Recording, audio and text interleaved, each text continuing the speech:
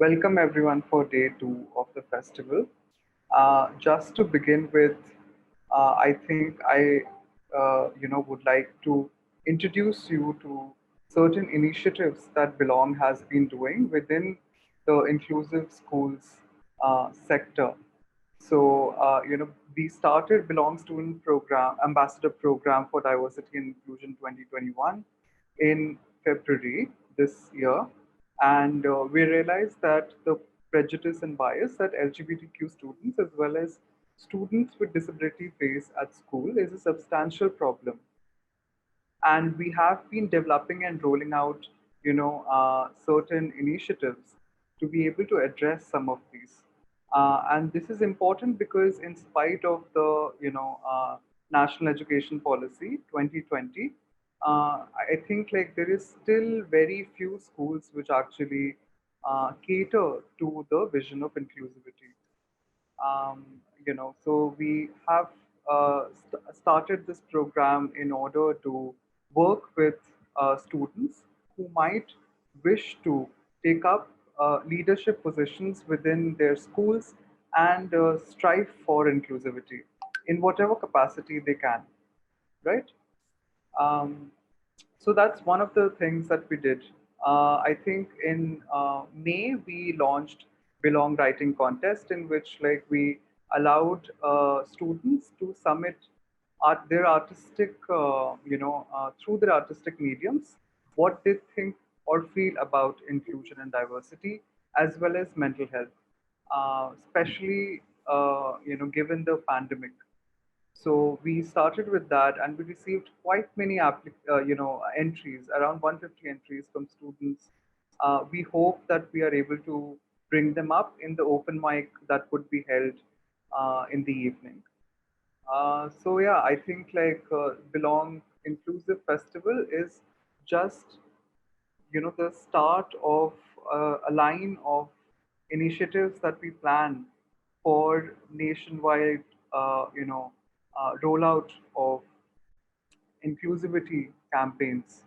So I welcome you all again, and just to uh, you know tell you that this session would be recorded as well as it is being streamed live on Facebook. So you can share it with your friends and family, and they can join in from Facebook or they can join in from the attendee link.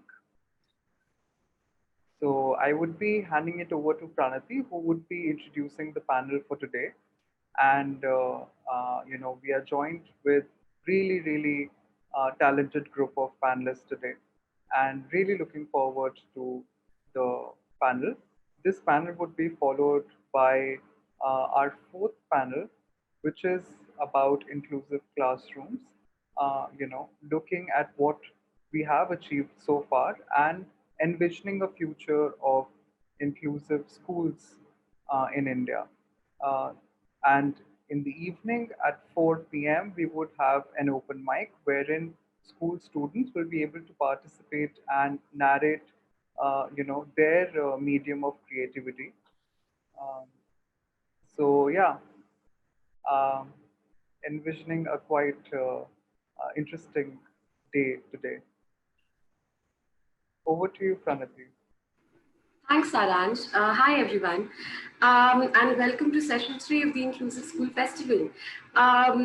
Session 3 is titled Inclusive Curricula, Changes, Challenges, and Choices. And this panel is going to be all about how we can make curricula more inclusive.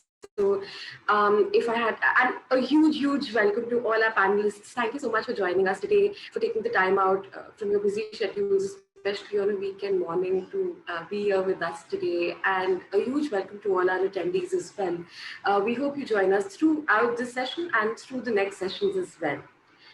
Welcome everyone. Hi once again to session 3 of the Inclusive School Festival that Belongg is hosting along with the Wire. And a huge thank you to all our panelists for taking out the time on a weekend morning to join us today, as well as to all our wonderful attendees. Thank you so much. We hope you're with us throughout this session, as well as throughout the day with all the interesting things that we have planned. A little about the panel before we go ahead. It's titled Inclusive Curricula, Changes, Challenges and Choices. And an inclusive curriculum can be defined as one which provides all students, regardless of background and immutable characteristics, with an equal opportunity to achieve learning outcomes, develop self-worth, and see themselves reflect in at least some of what they learn. Unfortunately, many students with certain gender and sexual identities as well as disabilities do not find that the curriculum adequately caters to their needs and their locations in life. In the context of the National Education Policy 2020, there is a growing need to relook and reassess curricula across the country from the standpoint of inclusion and make changes needed. This panel at the festival will bring together experts to discuss the problems with the curricula as it stands today with regard inclusion, pioneering efforts and best practices that we can learn from, and the way forward in systematically meeting these goals. We are joined by Professor Disha Nawani, Mr. Rohit Kumar, Siddhant Shah, Avli, and Sudeep from, who are from the YP Foundation. Mr. Siddhant Shah is a heritage architect and an access consultant, and has also initiated Access for All. A huge welcome to all of you once again. And without further ado, I'd like to pass it on to all of you so that you can introduce yourselves. Professor Nawani, would you like to go first? Yeah, I'm basically a teacher and a researcher, and I work in Tata Institute of Social Sciences, Bombay. Largely work on areas related to school education, so curriculum, pedagogy, textbooks, evaluation systems. I think this much intro is enough to begin with. Sure, thank you so much, Professor. Siddhant, would you want to go ahead next? Sure. Am I audible? Yes, you are. Yeah, okay. I'm Siddhant Shah. I am an architect. I specialize in the area of design and disability. And it so happened that when I was in my third year of architecture, my mother acquired visual impairment, and suddenly a lot of things changed. I was extremely eager to learn about universal design, and sad the curriculum or the teaching part of design and universal design in architecture was only focused on wheelchair accessibility, and suddenly as if no other disability was visible, or even to look at the element of inclusion through design.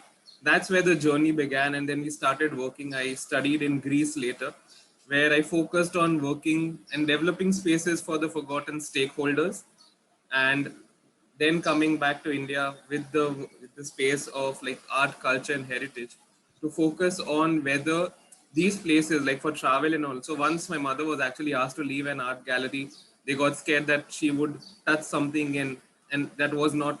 They were uncomfortable having her there, and that's where Access for All's first journey, the thing of we started creating tactile artworks in museums, we started creating braille books, we started creating an entire curriculum of visual arts for visually impaired under the program Abbas with in Delhi and other places. That's where the journey began. And of late, we've been working extensively with various segments of disability. And particularly since the last year, we've been working with schools also, and we've seen that change of how this curriculum, where the whole element of inclusion was missing. Of course, we'll talk about it as in how it comes there, but as a scope of work, it cuts across the section because we feel that accessibility and inclusion is a plug-in for each and every space, right? So I think that's where our journey, our idea of Access for All has begun and grown from there. Thank you so much, Siddhant, for that introduction and for sharing that. And we'll definitely be touching upon this further as we go ahead with the session. Rohit, would you like to go next?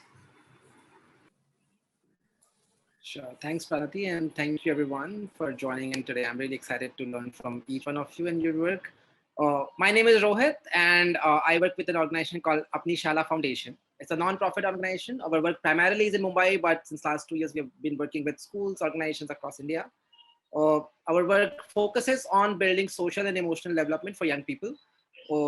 We look at social emotional development from two lenses. One is, of course, what we continually as individuals develop and grow, but also what systems and ecosystems around us makes us do, and how do we respond to them. So understanding the relationship between them. I work with a team, a really lovely team of 25 folks. It's a small team, small organization, but we really love what we do. So I'll pause here, and then some of this may also come in the rest of the conversation. Thanks, Rohit. So Deepto, would you want to go next? Hi, a very good morning to everyone. My name is Shudipto, and I call myself an intersectional queer feminist for personal and political reasons. So I think this word, the value that it brings in my life, I really try to reflect that in the work that I do. Right now, I am working at the FIRE project at the YP Foundation. FIRE is Feminist, Adolescent, and Youth-led Action, where we're trying to build awareness on comprehensive sexuality education and also facilitate platforms where young people can advocate and demand about their rights in 4 districts in Rajasthan. Yeah, that's it. Thank you so much, Deepto. We'll wrap up with your introduction. Sure. Yeah. Thank you, Pranati. It's really lovely and nice to know what everybody else on the panel, the wonderful work that everybody else on the panel has been doing. Good morning to everybody. My name is Avli. My pronouns are they and them. I have been associated with the YP Foundation on and off for the past 5 years or so. But in the most recent times, my work has sort of centered on the issue of comprehensive sexuality education and imparting CSC to young people in schools and community settings. My work has also focused on queer rights in the past, as well as on engaging with young men and boys on issues of masculinity and creating dialogues and actions that lead to a questioning of the patriarchal norms and notions that sort of form masculinities in the way that we understand them today. So that's broadly what I've been working on, and I'm very excited for this conversation today. Thank you so much, and a huge welcome once again to all of you. I'm looking at our panel, the theme for our discussion, it's inclusive curricula, changes, challenges, and choices, and that's quite hefty. So before anything else, I would love to know all of your comments on 2 things. Let's start off by discussing what do we mean by curriculum? What actually constitutes a curriculum? How do you all understand it? And B, how do you all understand inclusive curricula, especially in the current context within your varied areas of work? And how we'll be going about this is that I would expect all of you to, just give in your comments. If you feel like you want to jump in when someone else is speaking, please wait for them to finish their sentence, and please feel free to add on. So whoever would like to start off right now, we'd love to know what you have to say on these 2 things.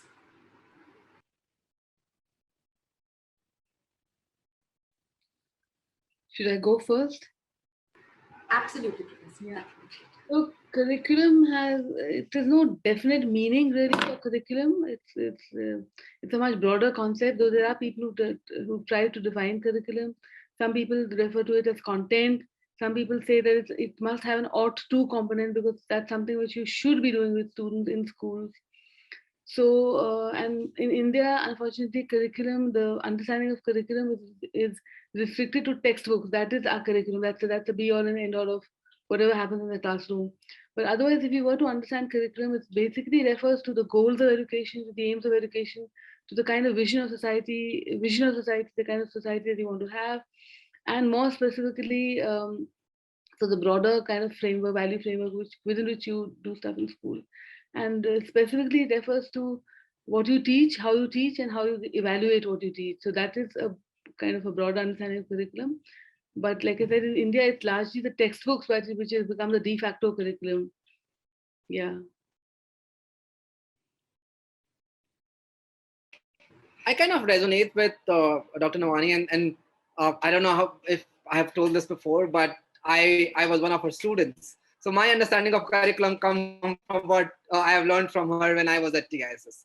But I'm just going to kind of expand on this from the practice of our work. I think what I have come to understand is that when we think about curriculum, it is all ways of being in a school setting, and all ways of being that a teacher is being, or a student is being, or a principal is being, or how we are experiencing living in a space that we call school. Is everything is included into the curriculum.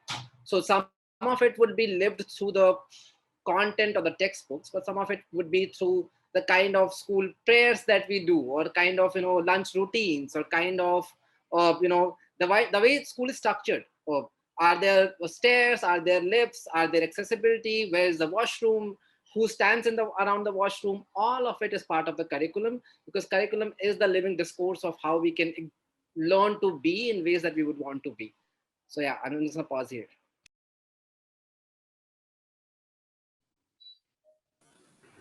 Can I go in? Yeah. Yeah, please do. Yeah. I think, like, yes, from what ma'am said and what Rohit also said, uh, particularly what I feel, that curriculum is a structured understanding of what a learning idea is and what is a learning objective and what we want as a learning outcome. I have myself worked in developing certain school curriculums on inclusive design. So I understand that as a structure, as a template that was given. And I think that template becomes important. And more than that, what becomes important for the curriculum is that the group of people who are making that curriculum versus the people who are going to interpret that curriculum and then reach out to the students, right?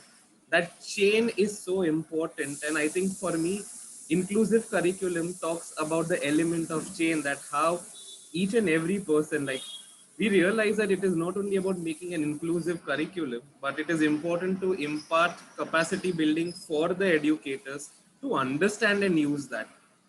And this is from an experience that I'm sharing, a personal experience. We wanted to bring in this idea of, while we like, there are certain design schools where I teach. I wanted to bring in this element of bringing a person with disability in school to talk about it rather than me talking about it. But it got so uncomfortable to bring that, because the design school itself was not accessible. So it is not only that thing, and as Rohit said, it is not only this, it is about each and everything around that that formulates a larger idea of curriculum. I'll leave on that and let others also talk about it. Sure. Avli, Sudipto, and before you add on your wonderful comments, and also looking at Professor Navani and Rohit for this, while we talk about what a curriculum is, I'm also wondering how you understand inclusive curriculum within your spectrum of work. How do you break it down for yourself in an everyday setting? So to respond to your first question, the second part of the first question, inclusion, basically I think means the sense of belonging, that you belong to the space. So in whatever Rohit has pointed out and Siddhant has added to it, I think that's right. That it should be every little space in the school or school assemblies, for instance, absolutely important. Distribution of meals if it's a government school midday meal. So everything, how it caters to the larger vision that you have of society and the kind of students that you want to pass out of school, and what is that value framework within which you work. So it should ideally be much broader. Responding to the second question, yeah, it may not. I mean, the whole idea is that you. I teach in a postgraduate program in TIS, and there we have students from varied backgrounds, right? But largely linguistic or that caste or class or gender, unfortunately, is still restricted to the binaries and not looking at the entire gender spectrum. It's not always easy to include everyone, because so in your teaching you try and like, unlike a school where we have textbooks which are like very problematic, here we decide our own readings also in that sense, the curriculum, what we want the course to do.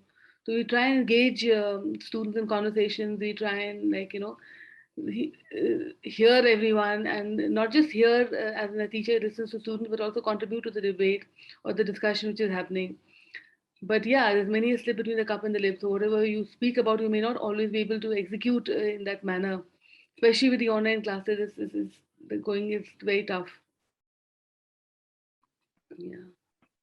Absolutely. Thank you so much for that. Sudipto, over to you. Yeah, Yes. I think just to add to what Anisha ma'am was talking about, I think when we are talking about inclusivity, what we need to understand that what we are talking about. whom we are trying to include, right? So by default, we are talking about the people and the issues that are in the margins. So while designing a curriculum which we want to be inclusive, we want to in a curriculum to be inclusive, we have to keep that in mind, that we are keeping those narratives, those voices, and those people who are from the margins at the center of the design. And particularly in our scope of work at the YP Foundation, when we very closely engage with comprehensive sexuality education, we are very mindful, and we also sort of teach that while designing such kind of a curriculum, the language has to be right, and shouldn't uphold binary.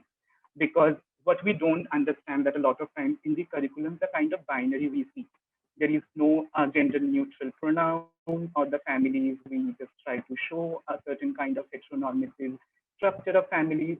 So understanding how binary perpetuate violence for the people who do not conform to binary is very important. And then definitely there are other scope also while designing such kind of a sexuality curriculum, where we want to sort of uphold autonomy, choice, and agency of adolescents.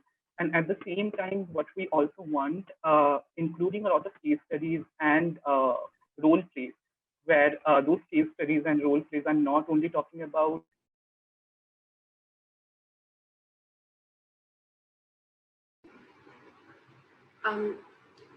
we seem to have lost Shudipto briefly. Avli, is there anything that you'd like to add on? Sure. So I could just like jump in also on Shudipto's behalf, because most of our work has been really similar in this field. So as Shudipto was saying, the components of a CSC curriculum, and a CSC curriculum is particularly developed and implemented with young people with the objective that this will facilitate young people's access to information about their bodies. It will build perspectives which are feminist perspectives around the idea of body, and sort of foreground rights which have to do with things like bodily autonomy, right? So because of this stated objective of a CSC curriculum, a CSC curriculum can have different components, but two primary components that also, like others on the panel have already spoken about. One component has to do with the written content of the curriculum, and that written content sort of has to do with how we write sessions, has to do with how we write activities, and obviously they're written with a certain perspective, with certain values, which are intersectional feminist rights-based in nature. And the other big component of a CSC curriculum is, of course, ensuring how this particular curriculum is implemented on ground. So this includes, notes and suggestions to facilitators about how they strengthen their engagement with young people on ground. It also includes resources and tools to ensure that the engagement is fun, it's exciting, it's something that foregrounds the experiences of the young people that sort of come to these sessions. I'll just quickly close with saying that the two important components that also have sort of found their way into CSC curriculums now is, one, broadly like giving suggestions around how to include stakeholders, basically people who have an impact on adolescents, young people's lives, and how to strengthen engagement with them to ensure that the information that is exchanged with adolescents in this time, they are able to exercise their decisions and rights based on that information also. So strengthening that ecosystem. And the last thing is, of course, ensuring that there's a participatory space available, which ensures that not only the young people are able to feed into the curriculum through their experiences, but also the facilitators that sort of go on ground are able to give us feedback on how the curriculum is developed and designed. So that's broadly what I wanted to say. And of course, Shudipta has already covered the component of how inclusivity looks like in a CSC curriculum. Thanks, Pranati.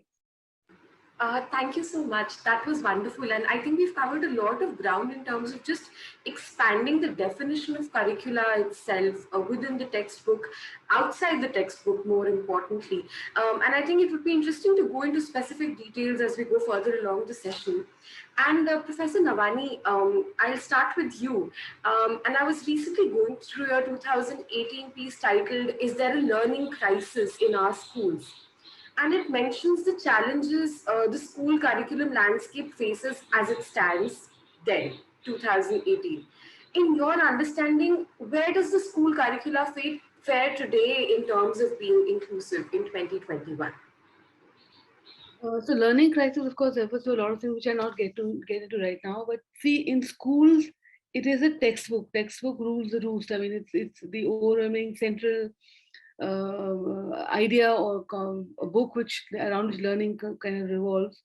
And if you were to look at textbooks, because most of the time you're spending actually reading those textbooks. Teachers are teaching from there, students are reading it, questions are being set from there. So textbook needs to be most inclusive. Unfortunately, the question of inclusivity is has still not gained that much traction. I mean, it's there, people do, it came in much later. So for instance, when we looked at textbooks earlier, we were concerned with questions of comprehension, readability, whether the concepts are understood, readable, and all of that, right? You know, they had reading formulas evolved for that. But this the sense that our communities and how people represent diverse communities represented in textbooks, that came in much later. That concern was recognized to be important much later in the day, and it largely means that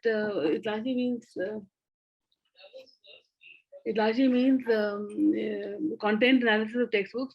So you have problems of what is manifested, what does the manifest content say, and what are the latent messages going across to students.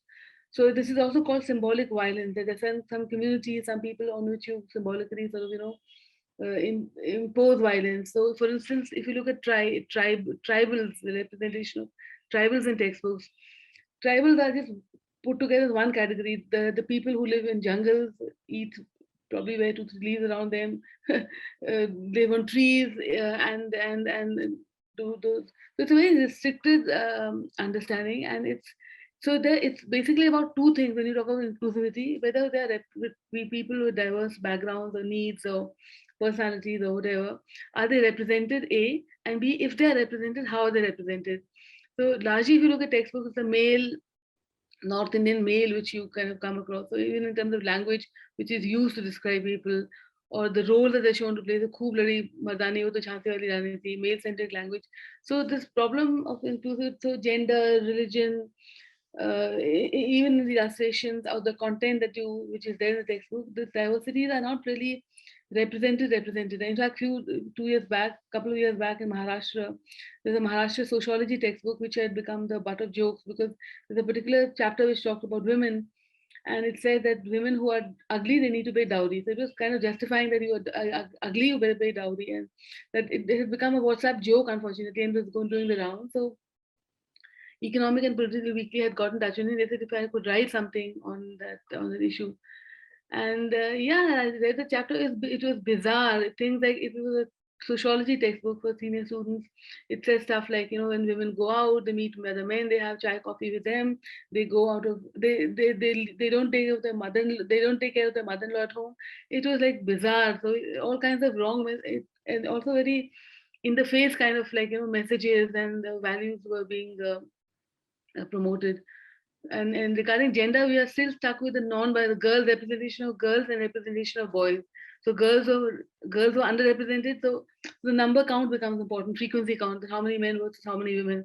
So fortunately, beyond that, we moved in terms of what the roles look like and how people are shown.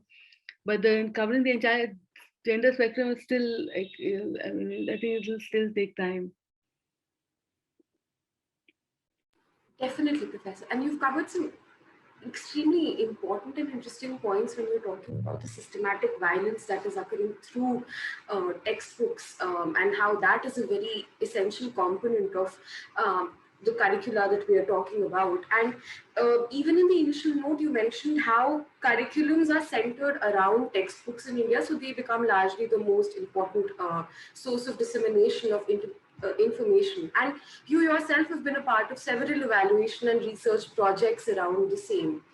And I was wondering, has there been any change over time? We've been talking, you've mentioned some instances from earlier on. We're looking at certain instances right now. Have textbooks changed over time, A? And how do we view these changes with the coming in of the NEP? NEP will take time to get implemented, though it does talk of inclusive curriculum, but I'm not very sure how it will get translated into textbooks. But the NCA National Curriculum Framework 2005, which was a curriculum framework brought out by NCERT, that was a very significant document and something very different from what we had been doing earlier. Earlier we were talking of content, and this curriculum really never really found space for discussion. So that, of course, talks of representation of communities, positive representation, and making inclusive, making textbooks, linking textbooks and what's happening in the schools to world outside. So, for instance, in textbooks, otherwise, we have what is called safe textbooks. A social science textbook will never ever talk of a conflict. So you could be experiencing a communal conflict outside at your home, and you come to school, all is well. Hindu, Muslim, Sikh, Isai, aapas mein bhai bhai.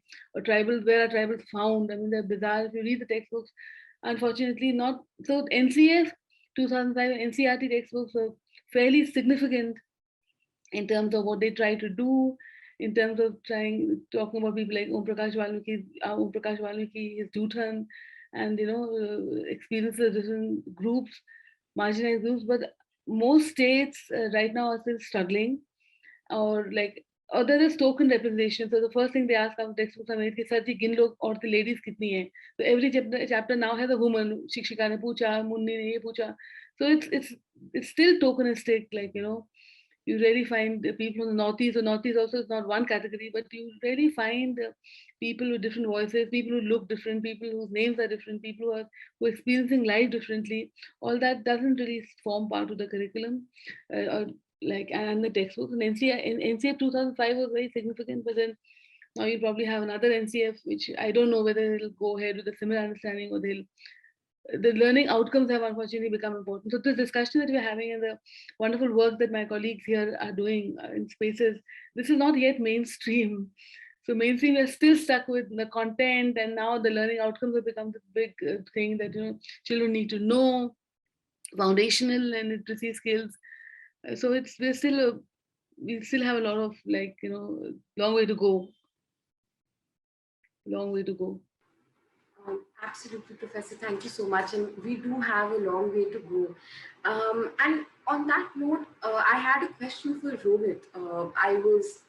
Today, Apni Shala is working with several municipal schools and non-profits to create and to bridge the kind of gaps that Professor Navani was talking about in terms of creating accessible curriculum, not just in terms of, the textbook stuff, but also socio-emotional learning curriculum, right? And something must have inspired you to start something of this kind. So what were the curriculum-centric gaps that you identified that you wanted to fill in through Apni Shala? And in your opinion, what is the potential that curriculum has in just bringing about joy to the classroom? If at all it does have that kind of potential, especially in India. Thanks for asking that, Pranati. I think I and all of our team at Apni Shala, most of us at Apni Shala, kind of believe that young people spend around 14 to 16 years of their active life in this space called school, right? If it doesn't inspire joy, if it doesn't inspire hope, if it doesn't inspire livingness, what's the point, right? And I think that's the moot question that we ask, that when we enter in, say, in an age of 4 or 5, or sometimes even at 2 or 3, now kids are entering schools, right? Of different kinds of school. Mm-hmm. And they're going through all the way to grade 12 or grade 10 in different schools and different settings. Or when we think about humanness, we talk about cognitive growth, we talk about physical growth, and then this aspect of social and emotional growth. While traditionally schools focus a lot on academic development of young people, and in some parts physical development through sports programs, midday meals, arts programs, etc. There's never or not much focus on building a sense of holistic development of young people, which includes their cognitive functions, which includes their psychosocial functions, which includes their physical functions. And hence the growth in young people, for all young people who are entering schools, is very detrimental in that sense. हम बात ही नहीं करते कि आप feel कैसा कर रहे हो. How are you feeling? Like, who really asks? Is that part of the curricular discourse? Is that part of the school design discourse, right? How and feelings are a very huge driver of human beings, right? We are moved before we take a decision, right? All of us here in this room are doing this work because we have been emotionally moved to do this work. right? And if you do not talk about what makes us joyful, what makes us angry, what brings sadness to us, what brings anxiety to us, what brings grief to us, and we are not able to create spaces for processing those, then I would say that education is not doing its work. And I think that was one of the callings of why Amrita, Shweta, and Anukriti, who are the co-founders of Apni Shala, began this work. We ourselves enjoy working with young people. I mean, there's tremendous expertise and know-how that young people bring, which is so amazing. Like, it makes us alive when we enter the school spaces and classroom spaces. The kind of questions they ask, the kind of curiosities that they bring, it makes our day joyful, and in response then we co-construct joyfulness for each other, right? In 2013, when we began this work, the reason for doing it in municipal schools was very clear for us, that a public entity is for everyone. Education is everyone's right, and from a rights-based approach, a public school, when made really awesome, everyone should be able to access that, right? The idea of private schooling by design is discriminatory, because then it acts as gatekeeping, right? While it serves its own functions and purposes, especially in low-income private schools, they serve a very critical function.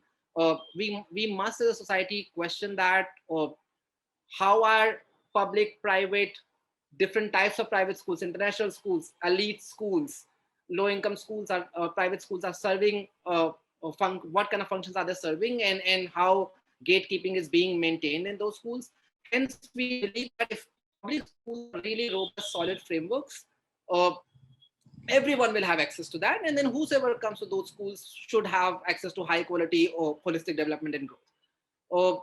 When we began this work, we also believed, and I think Siddhant and Professor Nawani, both of you spoke about this, that how curriculum is not only about the content, while that's how primarily it is looked at in India, but it is also of identity development of teachers. That do they see themselves as people who are leading this change of thriving, right? Are they enjoying their own roles of coming to schools? On most days, I mean, har din to sab khush nahi reh sakte, but on all days, are we feeling happy in the school, right?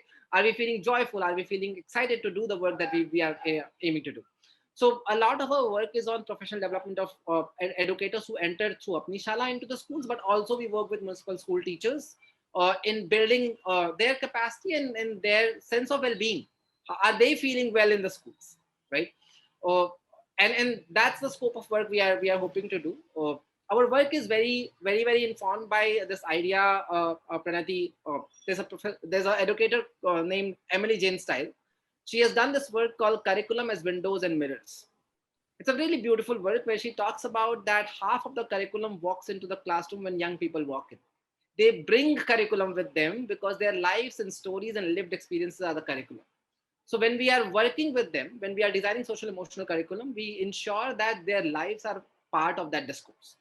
And in that, then everyone's life finds a space. And how do we structure that becomes the work.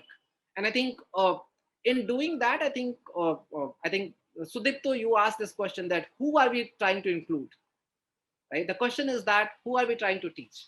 And if there's a holistic sense of personhood of young people who are entering the room, I think then we teach the whole person. Then we work with the whole person. And I think I'll pause here. That's what our journey has been.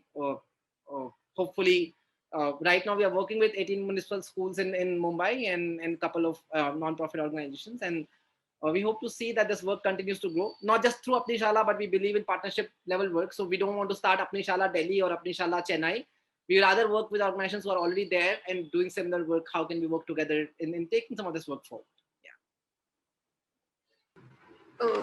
Very important points, Rohit. Who are we working for and what are we working towards? And can educators see themselves leading this change? I think these are thoughts that are going to stay on for a bit. But before we go ahead, I'd also like to know of your journey so far. I mean, it's not easy work that you've initiated, and it's also it's in a landscape where most organizations, most ventures do not want to go into, considering that they deem it to be too difficult. So what are the challenges that emerge in the process, and how have you been troubleshooting them? How have you been finding, what is your lens at looking at these problems? So our work is very heavily informed by narrative ideas, Pranati. It's one of the postmodern therapy practices, and narrative ideas believe that people are not the problem. Problem is the problem. So when we look at any design or system, the question to ask is that how are we able to see young people's expertise, and can that be weaved into the curricular discourses? So when we began in 2013, we looked at life skills curriculum framework offered by WHO, but we very soon in 2015ish we moved to KSL's framework. KSL is an organization again US based, but what we found is that the mental health and mental well-being work is predominantly very Western, comes with a Western gaze, right? And when we are working with communities in India, the gaze has to be shifting. It has to adopt a new lens because the work that has to happen in India is very different. So how can we take something which is useful and then make it more relevant? And that's the work we have been doing for the last couple of years, bringing mindfulness into our work, bringing narrative into our work. Diversity and inclusion is a very, very important pillar of everything that we aim to do. So over the last couple of years, what we have come to arrive at is that Apni Shala, when we speak about social emotional development, we speak about two things. One is that how can young people find legit spaces of building and practicing social emotional competencies, which means that we only work with schools who commit to a time for SEL session in the timetable. ऐसा नहीं है कि you do कच्चा आप after school कर लीजिए, Saturday को कर लीजिए, voluntary time में कर लीजिए. If you can schedule an hour for math, science, geography, history, schedule 1 hour for social emotional learning, and otherwise we don't work with those schools. So we first take the consent of teachers and principals even before going to the education office, because that's very, very critical for us that they are on board with this work. And two, then thinking about, one is of course the opportunities for young people to develop the skill, but at the same time shifting the ecosystem discourse, that is the ecosystem nurturing and caring and inclusive, right? Because it is not young people's job to kind of always do the right thing or be the right way. It is the ecosystem that is influencing. So a lot of distress comes because of the ecosystem. I'll give you an example. We can do a lot of facilitation around developing self-confidence in young people, right? Now I'm going and telling that a young girl, be confident, be confident, be confident, which is all right, right? However, if you have your toilets in a corner of your school where young boys stand there during lunch break and a young girl, when they pass it on a daily basis, are being teased, that is not a young girl's confidence problem. That's a systems problem. The way you have designed the school structure, the way you have structured a school ecosystem, right? That work has to happen with the boys. That one, you don't stand there. And two, can we design the toilets in safe spaces, right? Can that happen?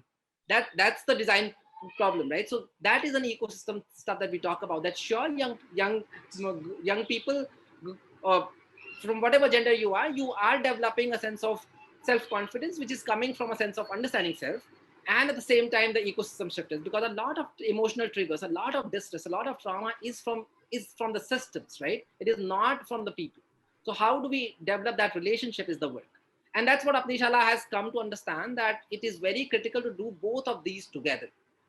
And when we do that, what we also realize is that it is not this or that, it is this and that. And it has to go in sync, that we do this, then young people develop better ecosystems. When the better ecosystem is there, young people experience life and world differently. And they continue to, and that cycle continues. Thank you so much, Rohit, for those insights. It absolutely makes sense. We're talking about systematic change, we're talking about individual change, and how it can also be brought together to create the ecosystem that you're talking about in terms of, just doing better and just creating a more holistic and safe environment for children to grow in. And while we're talking about safe spaces, when we're talking about how young children can be more confident about themselves, a huge chunk of what we don't talk about is gender and sexuality, especially in inclusive works. And so Deepta, Navli, you at the YP Foundation have been doing some great work around that. Both of you have been anchoring the comprehensive sexuality education curriculum for YP. And I was wondering, do you think there is enough conversation around similar themes in mainstream curricula in schools? Of course, there are there is curriculum being developed, there is organizational work happening. But what is your understanding of the mainstream curricula that currently sits in schools? How inclusive are they in their conversations around such things? Yeah, I think that's a very, very interesting question. But before that, sorry, because I got dropped out.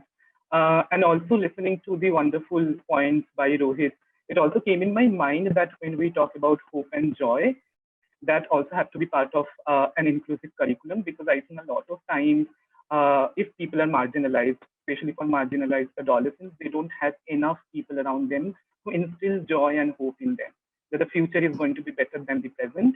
And sometimes I feel that also needs to be a part of curriculum, right? And now coming to the question that you are asking, I think that's a very, I don't know, complicated, more than the question, the answer is going to be complicated, because there are some state programs where comprehensive sexuality education has been implemented on and off. There has been NCERT's adolescent education program, which is the only sort of institutionalized government by the government, which has an intervention about the adolescent health. And then, of course, we have the school health program by the Ayushman Bharat. But the problem is that a lot of times they talk about bits and pieces about the comprehensive sexuality education. So I'm not very sure also if I can call it comprehensive, because most of the time the approach they have is very reductive and preventive, when the discourse or the conversation is around safe touch and safe touch, child sexual abuse, and HIV or AIDS. That way, what happens that we are not really talking about a lot of things that is important for adolescents. Are we really talking about, gender or sexuality, as you have mentioned? Because gender sexuality is not only about sexual violence, it's also about sexuality, it's also about pleasure, it's also about queerness and transness, and so many other things. It's also about abortion, contraception, which we really have included in our curriculum. So that way, the comprehensiveness of sexuality education is really lacking. That is one thing that I can vouch for. And historically, if we also look at the past of sex education, we have seen that so many times when we tried to also mainstream sexuality education in schools, in institutions, there have been a lot of protest, a lot of apprehension from a lot of groups, from political leaders, from political groups itself. And that is how I particularly feel that, when we talk about comprehensive sexuality education, it is not anymore a personal or an individual issue. It becomes a socio-political issue. So the advocacy cannot also be about individual or personal problems. It is about a socio-political stand that we need to take. And that is how we have to design the advocacy also. So yeah, there are some programs which are talking about sex education, but at the same time, I am not very sure how comprehensive they are. Avni, you want to add anything to that? Yeah, thanks, Sudipto. So yeah, I feel like Sudipto has majorly covered everything that we had to say from the comprehensive sexuality education perspective. But just adding to what Sudipto said about how, while comprehensive sexuality education is really not comprehensive when it comes to how it's sort of implemented by government actors, but also understanding that there's definitely a lack in terms of what lens with which this information is provided to adolescents. There's definitely less of an articulation of feminist rights-based intersectional values in this kind of implementation. The other thing that, also borrowing from what Rohit had said earlier, the idea of gatekeeping by government stakeholders about what kind of information they want to, we should be giving to young people, and also how that information is to be given without recognizing that young adolescents, regardless of age, have the right to access to the kind of information that they require about making, decisions about their lives and bodies. The other thing, just picking up also and reiterating from what Sudipto said, is even in the content of those sort of comprehensive sexuality education programs, the idea that especially for young adolescents, and I'm talking about adolescents between the ages of 9 to 14, there's really a lack of conversation that exists around CSC in general for that age bracket. And even the conversation that exists is sort of restricted around this idea of safe and unsafe touch, and also just conversations around hygiene.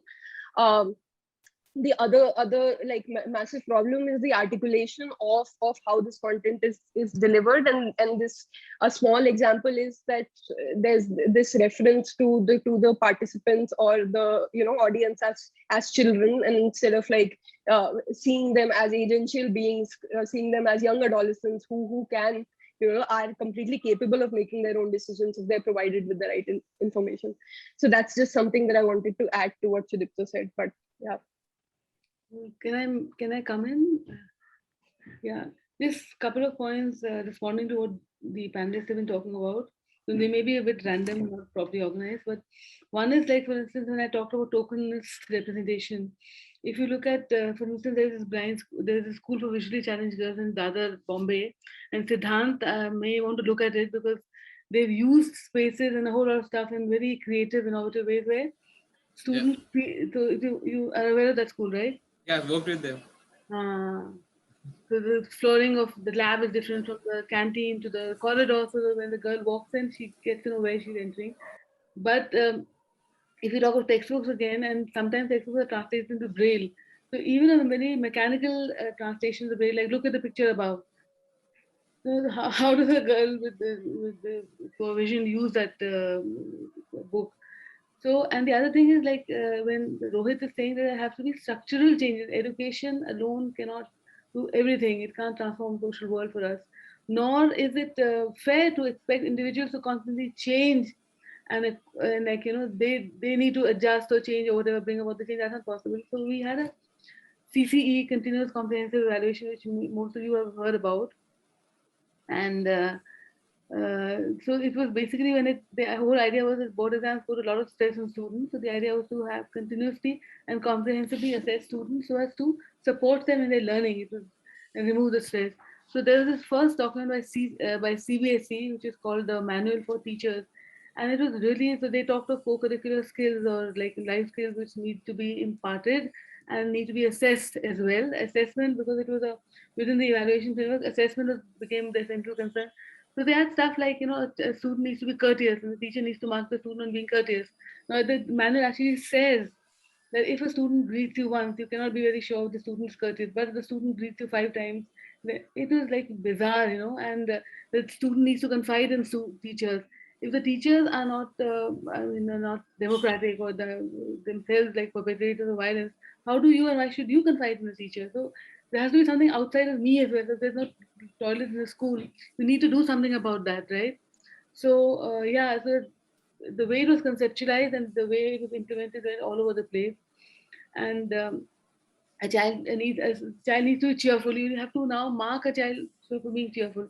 Now, how can I be cheerful if I'm hungry I haven't eaten for a couple of days the past day, previous day. So so sometimes the context is not really taken in view, and you give suggestions which are really bizarre and also very discriminatory and very problematic. And like I said, the textbooks, they never ever talk of conflict. So for instance, there's this Krishna Kumar, I'm sure most of you have heard of him, great educationist. He was also the director of NCRT when the whole NCF and the new textbook exercises were kind of brought out. In one of his works, he says that students of a particular class were asked to make sentence with a word called arrived. So a student wrote, when a Sikh arrived in Delhi, he was burnt alive. And the teacher didn't know what to do and what to say, because that's that kind of conversation you are not supposed to have in classes, beyond the syllabus, outside the course. So so schools are created to be, I imagine, a safe space, not safe but conflict-proof like spaces where all this discussion, all is well. Where you experience discrimination outside or marginalization, but when you come to school, all is well, like Hindu, Muslim, Sikh, Apas mein bhai bhai. So so sexuality and that was a long, I think we still will take years to kind of get this conversation mainstream. In a country where when you buy sanitary napkins, they're wrapped in a newspaper and on a black polythene bag. I mean, how do you get to the school and talk about stuff which is like, which you think is problematic?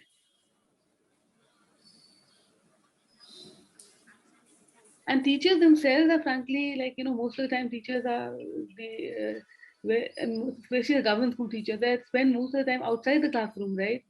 Collecting data, census, polio, this, that, and the other. So, I mean, recently in the COVID pandemic, the teachers also being given targets to collect fines. And if the target was not achieved, then they were served show cause notice. So in this kind of a situation, the teachers themselves are disempowered, and they've not been also trained or socialized to negotiate their own identities and own biases. How do you bring about change in the classroom? It's tough. And like you've talked about, any of you talking about inclusive, frankly, it's not really a central concern. It never has been of any policy. And the other thing which I'd like to point out is that the whole notion of joy is unfortunately totally twisted around. So there's joy in the class, which means there's a lot of action, movement, song, and dance, but there's no learning taking place. And there should be, so there's a difference between joy in learning and joy of learning. Oftentimes, with most of these activities that you devise for teachers and students, the focus is on the process being joyful. But it's quite possible that the process has not led to any learning, any aha moment. And that is what we need to look at. It's quite possible that when you're studying that it's mentally taxing and it takes you a while and you're kind of, but that ultimately leads to joy, the joy of learning. So this whole idea of joy has also got totally misplaced. Very valid points, Professor. And when, especially, when we're talking about how we imagine classrooms to be situated in a vacuum where as soon as you enter, all seems well and suddenly everything's disappeared. And in this context, I'd like to just relate it to Avli and Sudipto's work, because like you rightly mentioned, we're still in a country where if you have to buy sanitary pads, you can't say it out loud, and it's going to be wrapped in 3 different things before it's given to you.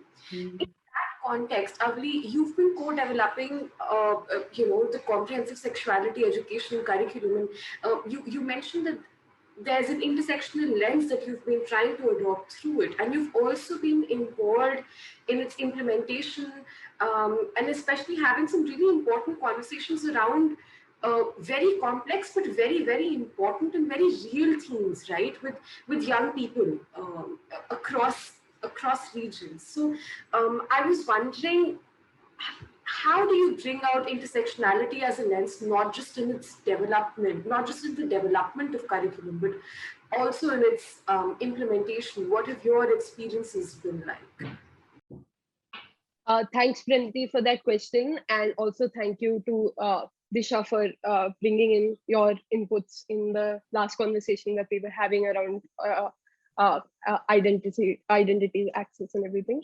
Pranati, this question is broad, so I'm going to speak about like 4 questions that I saw immediately emerging from this broader question.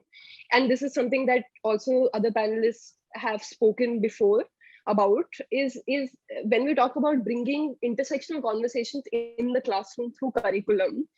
Some of the immediate questions are who is drafting these curriculums, what is being drafted in the curriculums, who are these curriculums speaking to, and who is implementing the curriculums. And all of these things, I think, have equal sort of importance in ensuring that classroom discussions and conversations become more intersectional, right? So the first part of this is what is like what is the content that's in the curriculum that makes it intersectional, right?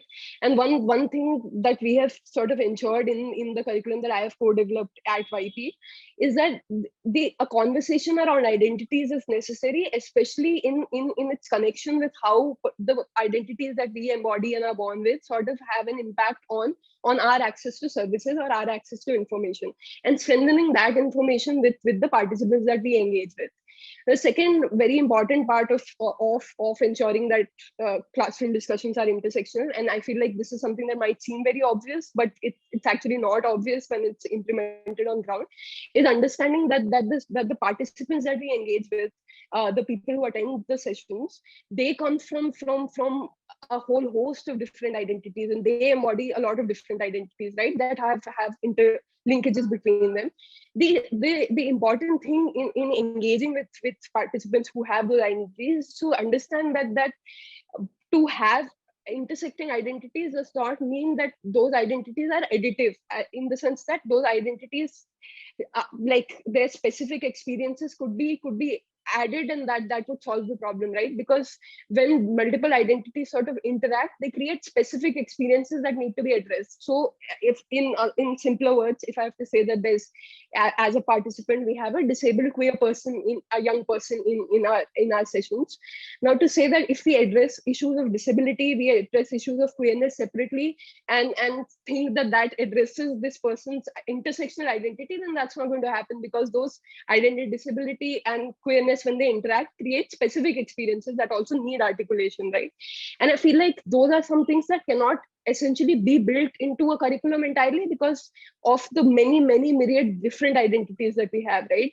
And in that sense, that's where that's where the latter, like, two questions come in, which is, one question is, who is drafting the curriculum? So to ensure that the people who are drafting the curriculum also come from the identities that the participants and the people that we are speaking to are coming from, right? So in ensuring, and this is also picking up from Disha to say that not having tokenistic representation of people who are drafting the curriculum, but really giving like leadership, decision making powers to people who come from marginalized positions when a curriculum is being drafted. That's one part of it. The other part of it is who is facilitating and who is implementing the curriculum on ground, and what identities they come from is equally important, because it's only when people from marginalized identities go into certain spaces, those spaces become inclusive, those spaces become like spaces where young people find comfort in articulating their experiences, and that's also equally important. So I feel like all of these questions separately, once we address them, we can perhaps come to ensuring that classroom conversations become intersectional. And I think that requires, like, that our panelists have also said before, that requires moving beyond what's in the text and in the content per se, and it also requires engaging with all of these other kind of stakeholders in this process. Thank you. Absolutely, lovely. Very important points. Again, I'm relating it to the work that you and Shudipto are doing jointly. And Shudipto, you have, on the other hand, had extensive experience working in Mumbai with young people in Rajasthan, and I'm wondering what the practical challenges are when you take these conversations through such curricula on ground, and what are some of the best practices that you have adopted for yourself? What are your go-to methods to, encounter such challenges with? Yeah, I think when talking about comprehensive sexuality education, it's not very difficult to imagine what are the challenges, right? Because the moment we say the word sexuality, we understand that there's so much of silence, shame, and discomfort around that itself. So that challenge has been a larger part of the landscape of comprehensive sexuality education always.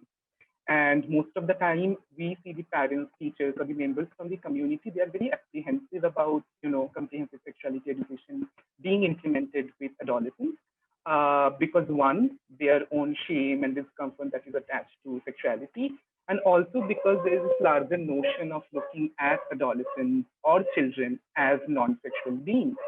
So they feel that, okay, they do not need those information. But at the same time, at times we have also seen that adolescents also inherit the shame from their parents, home, school, or the larger society. But it's not very difficult to break that or unpack that, because they yet don't have very strict notions about, gender, sexuality. But while engaging with the parents, teachers, and the community members, who are typically your gatekeepers or the stakeholders, we have to remember that influencing them and convincing them how this information is going to be helpful for the adolescents is very important. And I know how difficult that is, because at times they will be like, oh, they don't need to know about contraception. They don't need to know abortion. They don't need to know about sexual intercourse, right? And I saw somebody was asking about infatuation. We also do talk about that. So definitely, I'm sure the gatekeepers are not going to be very happy with that. One strategy that has been helpful, that we also tell how this curriculum is going to help the adolescents have the language and vocabulary to talk about sexual abuse, safe touch, unsafe touch, and all of that. So I know that's a reductive or sort of preventive approach of looking at the curriculum, but at the same time, that becomes the entry point of like holding that conversation and influencing and convincing the gatekeepers that why this curriculum is important.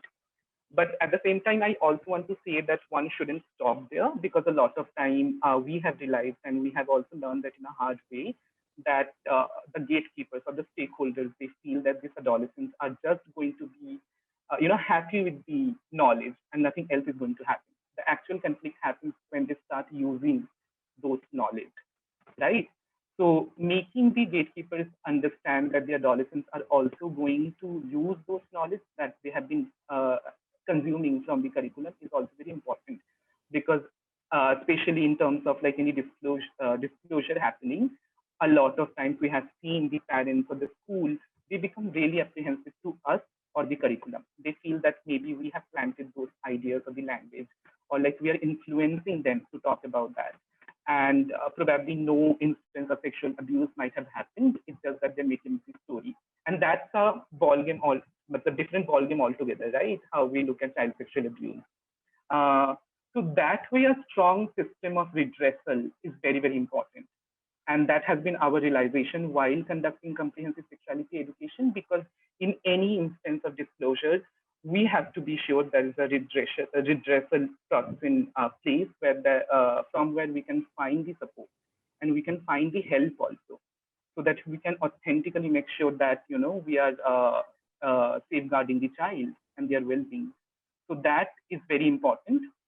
Apart from that, one strategy that also have been very, very useful while dealing with the stakeholders, and now when I'm saying stakeholders, I'm also including the field facilitators who implement the comprehensive sexuality education, especially the program that I work in FIRE, where the field facilitators implement comprehensive sexuality in villages in Rajasthan. So a lot of times they also have a lot of apprehensive about, okay, do they really need to know about condom? Do they really need to know about relationship and all of that? So we tell them that, okay, let's pause and reflect and think about our own childhood, our own adolescence, right? And what information we had, what information we wanted, and how having information about sexuality and reproductive health could help us in our life. And we all have that lived experience, right? We have lived experience of our childhood and adolescence. And that's also a trans feminist approach, as Avli was mentioning, where we try to also uphold the lived experience of individuals in our practice, in implementation of comprehensive sexuality education. So that helps with the parents, teachers, and the stakeholders and the gatekeepers, because then probably they also a lot of times feel that, okay, this information is really needed because we didn't have that. And that do have a lot of sort of impact in our lives and the choices that we make. So these are some of the basic challenges. Of course, like we have larger challenges, the law of the land, protection of children from sexual offenses, POCSO 2012, makes it a little difficult to talk about sex and sexuality directly to adolescents and children, especially because of mandatory reporting. Because if you come across any instance of sexual abuse or any knowledge of an adolescent or experience of sex of an adolescent, it is mandatory for the authority or the individual to report that. So these are the, I would say, evergreen challenges that we have been dealing with. So now we particularly focus on really informing the facilitators that you need to know about the law, POCSO, so that your approach is not very, you are not apprehensive about implementing that, and you don't even have to get into the legal implication. So we sort of promote the right-based and the choice-based and autonomy-based approach of implementing comprehensive sexuality education. So, I mean, we do not have enough time to individually talk about the challenges, but these are rather the reality that we have to work with while we talk about sexuality. But to wrap this sort of conversation, I want to add one thing that we need to understand while talking about sexuality, there's going to be backlash, there's going to be challenges. So the government, the institution or the organizations, they have to be very sure about their non-negotiables. What is the purpose of when they are implementing comprehensive sexuality education? Because otherwise, a lot of time we have seen, especially in the case when government comes up with sex education, they stop that immediately. So if you know that I am going to talk about sex or contraception, for example, then I'm not going to, even if backlash is happening, I'm not going to compromise on the content. I'm going to find other opportunities, other solutions, of dealing with the community, dealing with the sort of backlash. And the whole approach of individuals, institution, government changes how they're looking at the solution. So that is very important. And like I remember recently in March only, there is this one partner organization in Rajasthan. They shared this instance where they were supposed to conduct a session on sexual orientation with adolescents. And the adolescents were really shy and uncomfortable. So they climbed on a tree, like 7 of them, 8 of them. They climbed on a tree. And this is the reality in the ground, like these are the things that happens, and the people at the ground, they have to deal with that. So we are not going to compromise with the content of sexual orientation. We are not going to say that we will not talk about that. We'll find ways of how to talk about it. And what we did, we invited a person from our partner organization in Bihar, where we have already completed implementing comprehensive sexuality education in a common platform. We called the people from Rajasthan, and we created a platform for cross-learning, for thinking about possible solutions and sharing what kind of challenges they are having. With the change of the geography and region, definitely the context is changing, the challenges are changing, but they are not very different when it comes to sexuality and sex, right? So there is a lot of opportunity of learning also, and this is something that we need to be very sure of, that what is the solution? Challenges are always going to be there, but what is the best practice? What is the solution that we are going to look at? So yeah, that I think something we need to think of, to have some food for thought. Really important point, Shadipto, especially when we're talking about finding methods to deal with the challenges that come without just brushing them aside and being reductionist in our approach towards seeing them. And on that note, I had a question for Siddharth. As an access consultant, as someone who steered the Access for All initiative, you've been working at multiple spaces with multiple people. And while the curricula does talk about a lot of things, it also chooses to not talk about a lot of things, or just get done with some of the themes that it is taking up, just to tick it off its list. So what are your thoughts, considering what you've led, what your experiences have been? What are your thoughts on the Indian school system, and especially its curricula in terms of inclusivity? Yeah. So this is one thing that I particularly follow, and this actually came up as a discussion, and one friend of mine, now a friend, but was my student, and he came up with a very interesting observation. He's like, "So don't you think what the term sustainability or going green, eco-friendly was 10 years ago is currently the new term is inclusion, diversity, and accessibility. It is trending, and it is so cool to see you like talk at so many different platforms. It's such a trending thing to talk about." And I think I understand that where it is coming from, the idea that these things come in and they go out, right? Like the element of inclusion or like even sustainability. It was like a firework that happened. I remember when I was in school, we were made to create paper handbags and bring newspaper, and that entire 3-4 years, everything was waste out of best. And if you made something like that, you would get a prize. Inclusion and accessibility sadly going in that. And I personally have a personal motto for this, which is like, accessibility needs to be a habit. It can't be a virtue that you think that let me be accessible for some point in time, or let me sprinkle around accessibility or inclusion in the work that I am doing. And I think that is where we look at any curriculum or anything that we are working with. So of course, like I'll just sum this thing with different examples of what was even being spoken about and the kind of challenges that you face, right? So what Disha ma'am spoke about, right? The blind school in Dadar, which is a completely girls blind school. And what we did was a very exciting thing for them. We created a tactile kit on menstrual hygiene.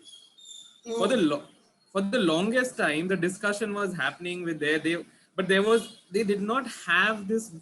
It was a verbal discussion. There was nothing for them available for them to read. There was nothing where, like, even it was as if left to them that if you required, we'll tell you how to use a pad, but it was not a skill, not a skill, it's a day-to-day routine which was taught to them.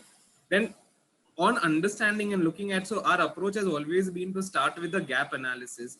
And we realized that there was no tool or there was no medium to explain that.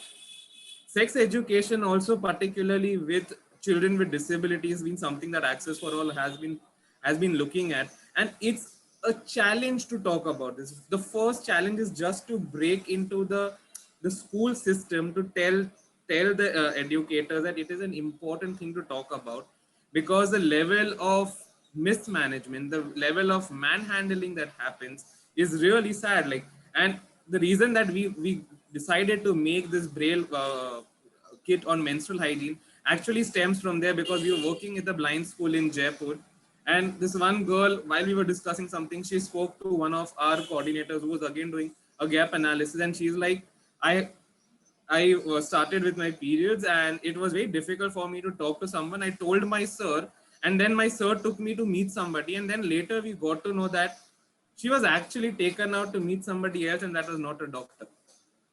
And she was touched inappropriately, and that really triggered a lot of things, where that who starts this discussion. And when you leave these things untouched, you let assumptions come in, that this is how it would be, this is how it would be. And plus, even though it is part of the mandate to teach about these things, as I said earlier, these things are a chain, right? There is something that needs to be taught, but the person who is going to teach, who is the medium, needs to have that capacity building. They need to have that right sense of sensitivity of teaching about it, talking about this. That is where we decided that why not have a kit about this in the library. So we designed an entire tactile kit where it has a pad. It also has a kit about how do you stick it over on your underpants, how do you use that. Also, it has a book which is kind of again in braille, and I will again come to what Disha ma'am was talking about, that some curriculums are literally translated into braille, and there would be topics where, like, let's go around the world and see the monuments. You cannot translate that chapter into braille as if, like, let's go around and see the monuments, because all you're talking about is we see this, we see that, when you're catering to a group of people who are visually impaired. So when we started doing that, we realized that first, if we were to tell the school that we want to put a book on menstrual hygiene in the library where anybody could access it, that was a challenge. To break through that, what we did was we created a book which is a comic. It is not a comic, but a story book between a student and a Didi who is, her sister is aspiring to be a gynac, and she's asking, and the whole discussion that happens between both of them. And then the school was okay to have it because the way it was placed, way it was kept together. But it really took time. Like, we had to tell them that keep the kit and the book together, because they were not ready to just keep a sanitary pad in the library. Like, it was something as if, like, what are you asking us to do? Yeah. So that is one challenge, and you have to find methods. And we realized that it was important to have a fixed class on sex education, no matter what. And then the whole discussion happened that we cannot have a discussion with boys and girls in the same classroom. We'll have to do that separately. They're blind, you don't know what they would. And I was like, no, at one point in time, they're going to interact. You might as well get them to interact in a safe place, like, where they can have this discussion. They should be able to talk to each other. You're progressive enough to have a hostel which is a co-ed hostel. Why not have that discussion with them when they are here? So that was a second step, and that is where the whole talk started happening. But again, like, the second backlash was from the parents, and the parents got really angry at the school that how could you teach this to my child? Whereas, again, like, so there are, it is not only about the curriculum, but that curriculum needs to cater to so many things at the periphery. Once it starts catering to that, that is when it becomes inclusive. An inclusive curriculum is, I would say, is an incremental thing. It is not something that you can make and keep. And along with that, of course, what even am I pronouncing your name right? Avli was talking about, right? And who designed? I was just making some of the notes over here that even in the team, when the group of people that are designing the curriculum, do you have the representative of the community there? I think if you start looking at the step 1 or the step 0 correctly, then I think the chain starts becoming better. I'm telling you this out of my personal experience. I wanted to design curriculum. I was asked to design a curriculum for an international design school in India, and they would not allow me to have a person with disability on the panel. it just because their perspective to things are so much stronger. And then you need to understand that inclusive curriculum also means that in what way it available to you, you know. Sometimes a curriculum, when it comes into the school, it comes in as a textbook, or now of course it comes in as a PDF that you need to talk about this. But nobody talks about how to talk about this, you know. What are the other resources, what are the other elements? And that is where this element of virtue or a habit, if you are in a habit of doing something accessible, you would make sure that if there are any loopholes that would come in, I need to provide for that. Or if, you know, FAQ is something which I feel is fantastic, you know, because with each curriculum, there should be an exhaustive list of FAQs which are driven from the teachers who are vetting the curriculum, so that other teachers are taking it as it is to teach in the school, they know or at least have certain answers. Because the worst thing that you can do is give a wrong answer. And we are not taught that as teachers. You will never hear a teacher, I have particularly never, I wouldn't not say this is for all, but I still haven't heard a teacher that would say, I don't know this, let me come back to you. And I was shocked when I heard this for the first time when I was in Greece. And you are always made to think that the teacher knows it all, right? And my teacher's like, I don't know, I'll let me get back to you about this. Like, to hear that was so much important, to understand that it is a learning curve. Like, a curriculum is about developing an understanding for the teachers also and for the students also. So these were some of the things that I particularly feel when we discuss about inclusive curriculum, or the challenges that come through. And also particularly in this situation in last 1 year, the curriculums that are given out are now given out to parents, and suddenly caregivers have become teachers. Imagine if the parent is told that please talk about sex education with your child, or talk about gender pronouns, for example. And this one mother literally wrote back to the school, and school sent us that query that the mother is asking, what do you mean by gender pronoun? Like, I only don't know, what does it mean? Like, why are you sending me all these things? And why is it important for my child to learn this, you know? If this was in school, the child would go home and then tell the mother. Suddenly here the parent or the caregiver has become the medium of disbursing the curriculum. And we are not even looking at that fact. We are not even considering the fact that if the parents are going to teach this, will they be able to do so? And that is a situation with the routine schools that we have. Imagine the situation with the schools that deal with special needs. Suddenly the parent, the caregiver had to become the therapist, had to become the teacher, had to take care of their own work along with doing all these things. And all they would receive is on a WhatsApp group, school classroom group, they'll receive every Sunday evening a PDF. This is what we are going to do in the week. Please make sure you have all the things in place and get it done. So are we really conceptualizing inclusion in the curriculum? Are we providing accessible tools or not? They're very deep questions. Each can have an own session of discussion, but I think these are questions to put out over here in open, because they become the tools of understanding. And one of the things that we have realized this is that we do a lot of accessibility audits of schools also, of policy and even spaces. One thing in the policy is that it's a chicken and egg situation. But we don't have a child with disability, then why do we need to provide for certain things? And then the whole discussion is like, when the student doesn't come to the school because you don't have that facility.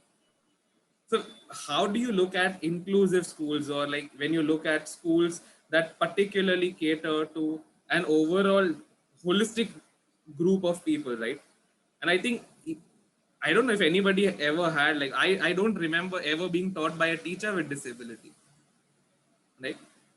Because then these are things that about representation. Again, since you're talking about representation, I would ask this question, you know, that if anybody has interacted with a person with disability, because I'm myself a child of a parent with disability, people are so ashamed because of the social stigma that we bring with that. That if I told you that my relative or my parent or my cousin or my sibling is a person with disability, people will stigmatize me. Yeah. So it goes in that level, or you know, in like even in curriculum, in the textbook, the representation. At what age do you bring that representation? You know, and there was this one question that somebody was asking about inclusive language that we bring in school. You know, one simple thing, like just, and this is again an observation. My wife also trains, and she is a special educator for learning disability for early childhood. And the poem she was writing a poem for a school, and it went that myself, me, I am a boy, I am a girl, this is my mother, this is my father. We don't even have the consideration of the new age family that would be Family, there. exactly. Absolutely. You, Right. you, the new age family could also be a single parent, right? A new age family could also mean a stay-home dad, correct? And to also look at yourself, you can't just talk about this is me, myself, and I am a boy or a girl. Like that is exactly at the seed. If you're sowing that, you can't have a crop that is going to be more inclusive in the approach, where the element of understanding that I can be different, it is okay to be different, and it is okay to accept somebody who is different than me in my classroom. Sorry, I had a lot to say, but I was just waiting for it.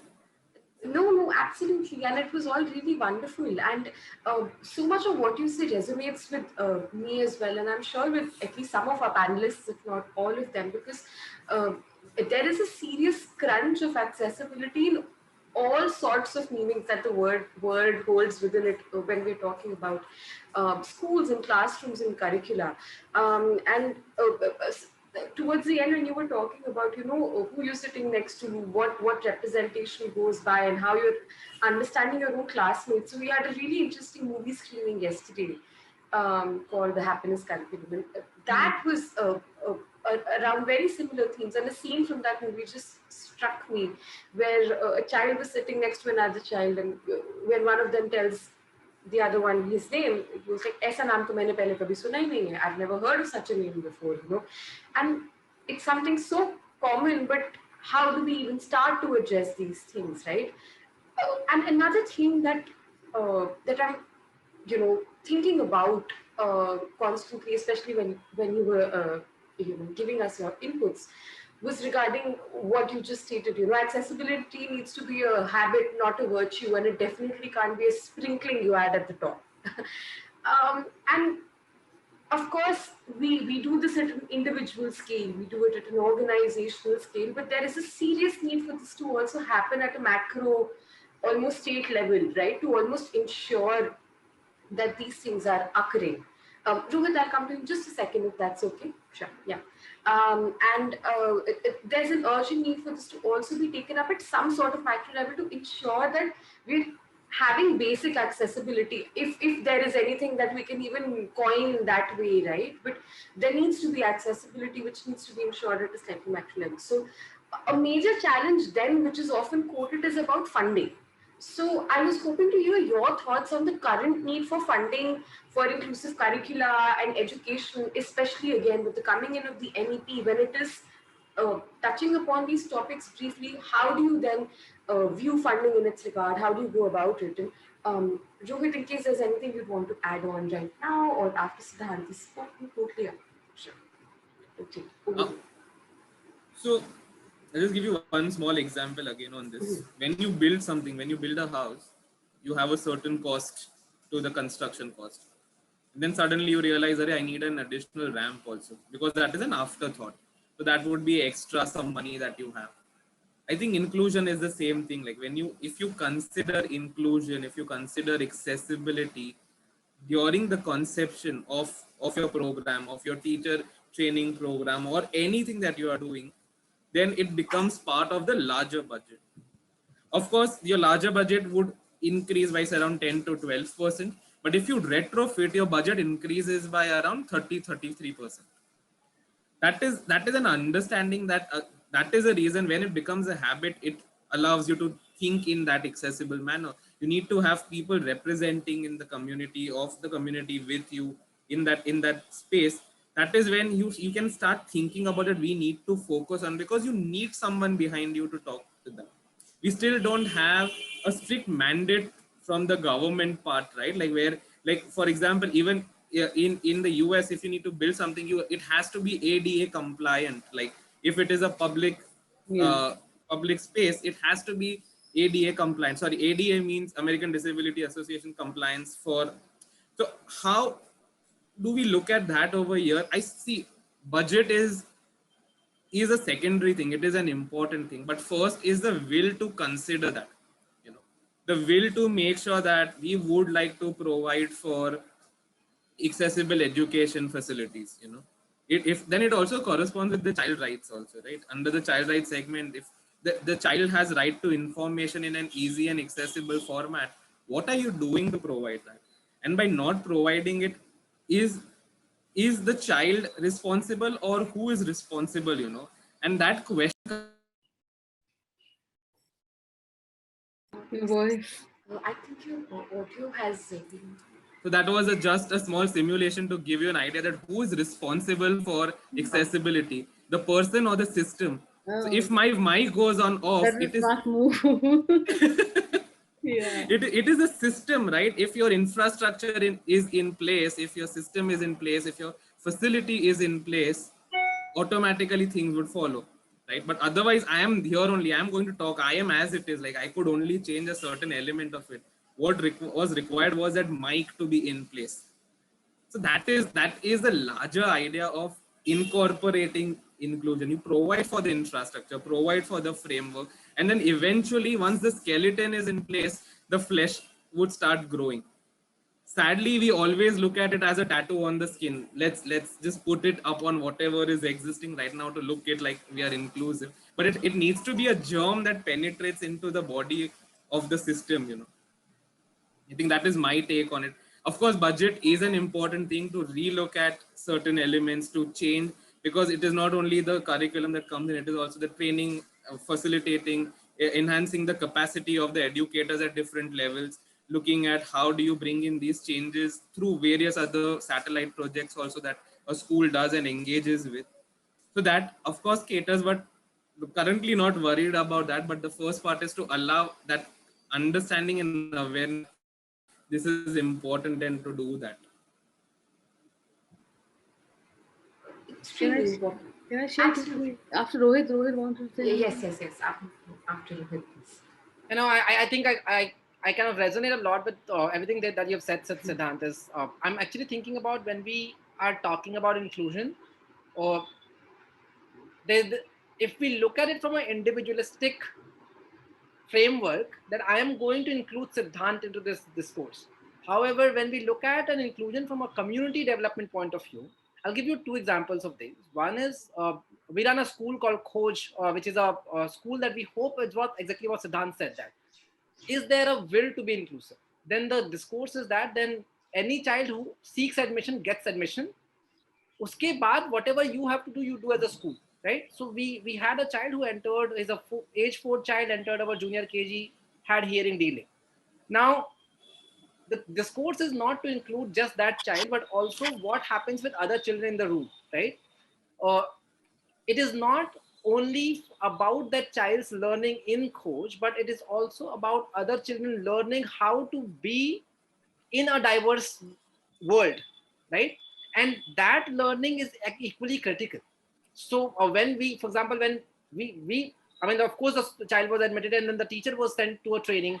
And what Siddhant was talking about, for example, at Apni Shala, we have a pre-planned training. It's a commitment that we ask from all team members, that you will go through a diversity inclusion training every month, 3 hours, non-negotiable.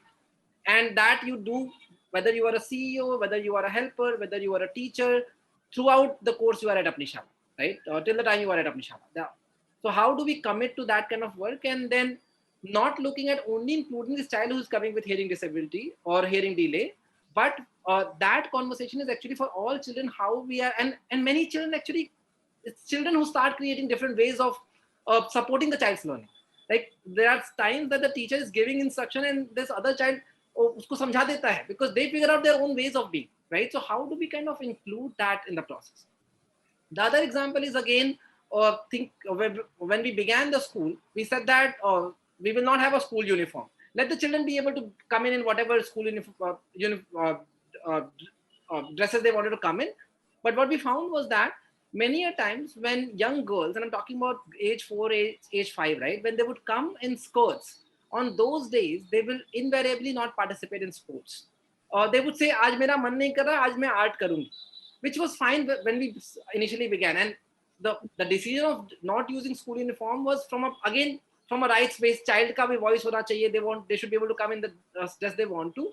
But we realize that the school dress that they come in is actually parents' decision, not the child's decision very often, right? And in the age of 4 and 5, we are inducing shame and guilt in a young girl's bodies from as early on as that, right? That if I do a flip in capoeira class, I will not be able to, right?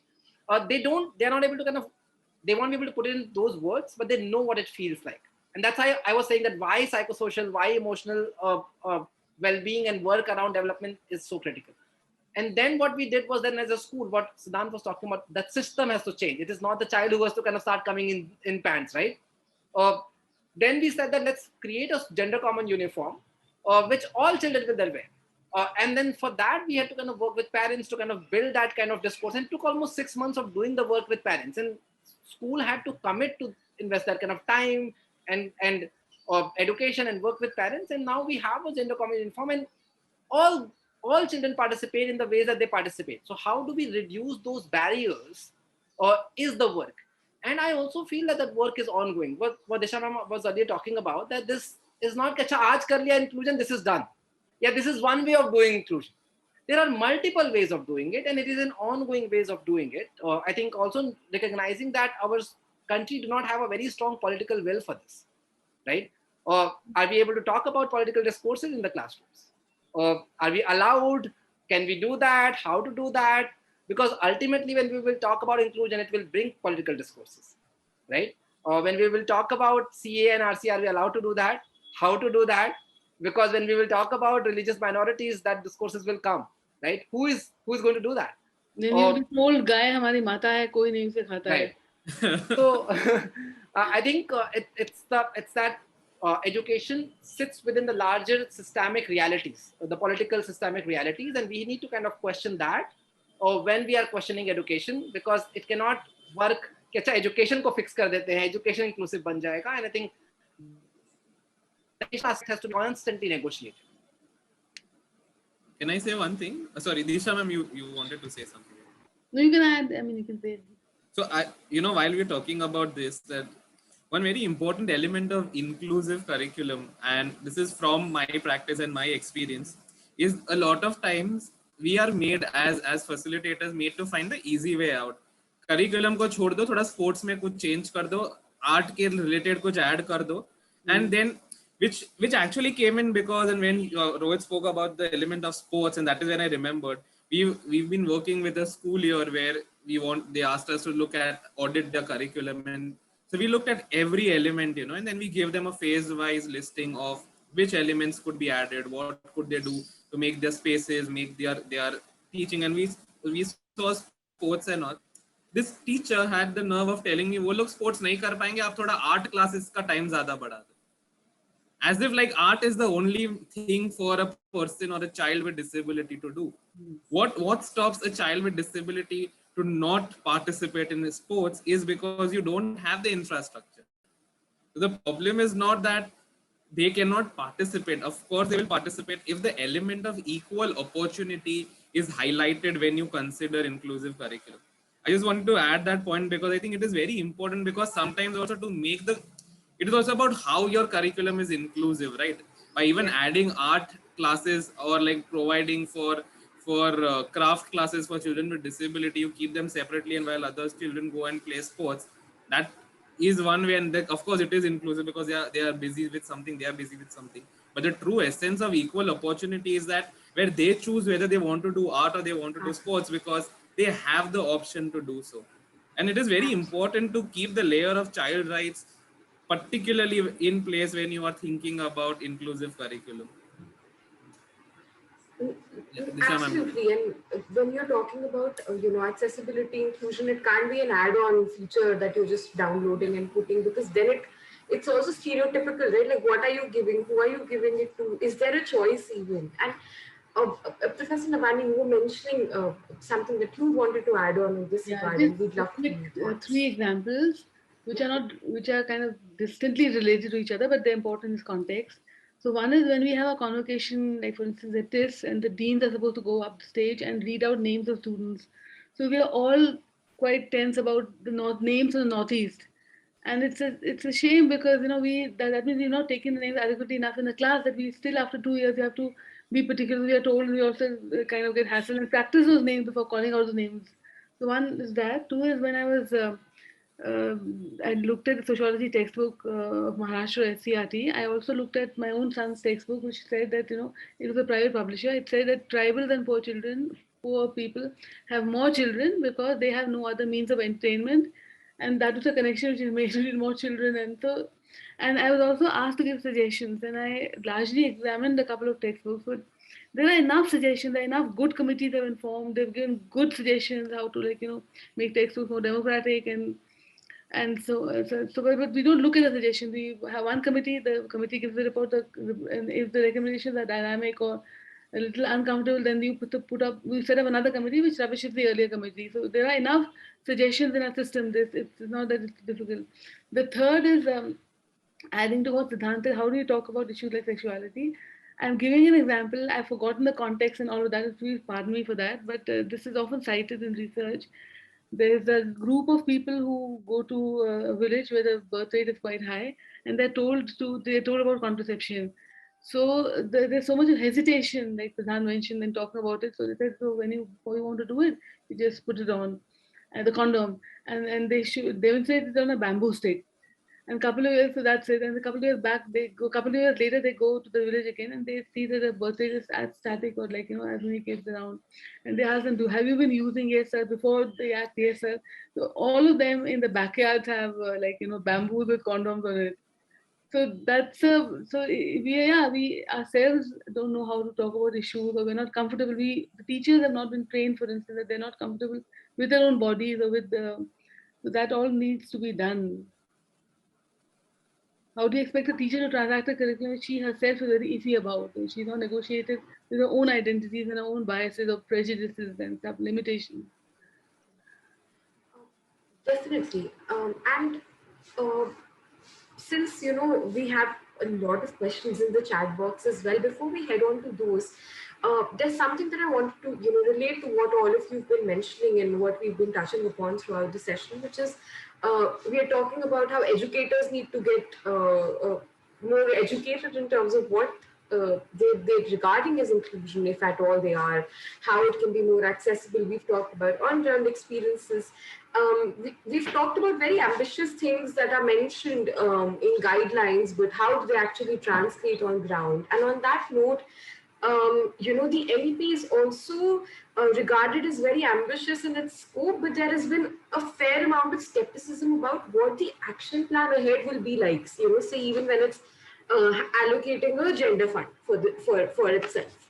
And I wanted to know from you all in that regard that how do we, keeping this context in mind, how do we ensure inclusive and accessible curricula can truly reach all classrooms, not just stagnant spaces for the elite few? And this is without, fetishizing or saying that all problems are within.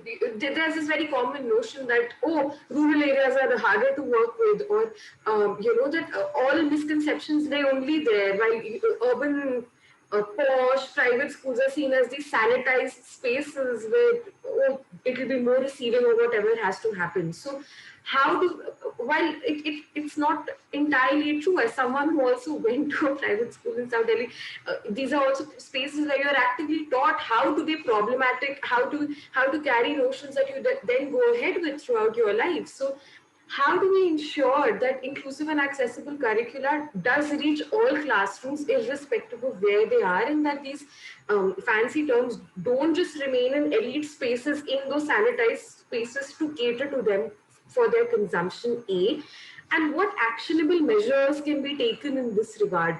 Of course, there are shifts that need to take place, but actionably, how do we go ahead then? And I'd love to know thoughts from all of you before we then proceed with the audience question and answers.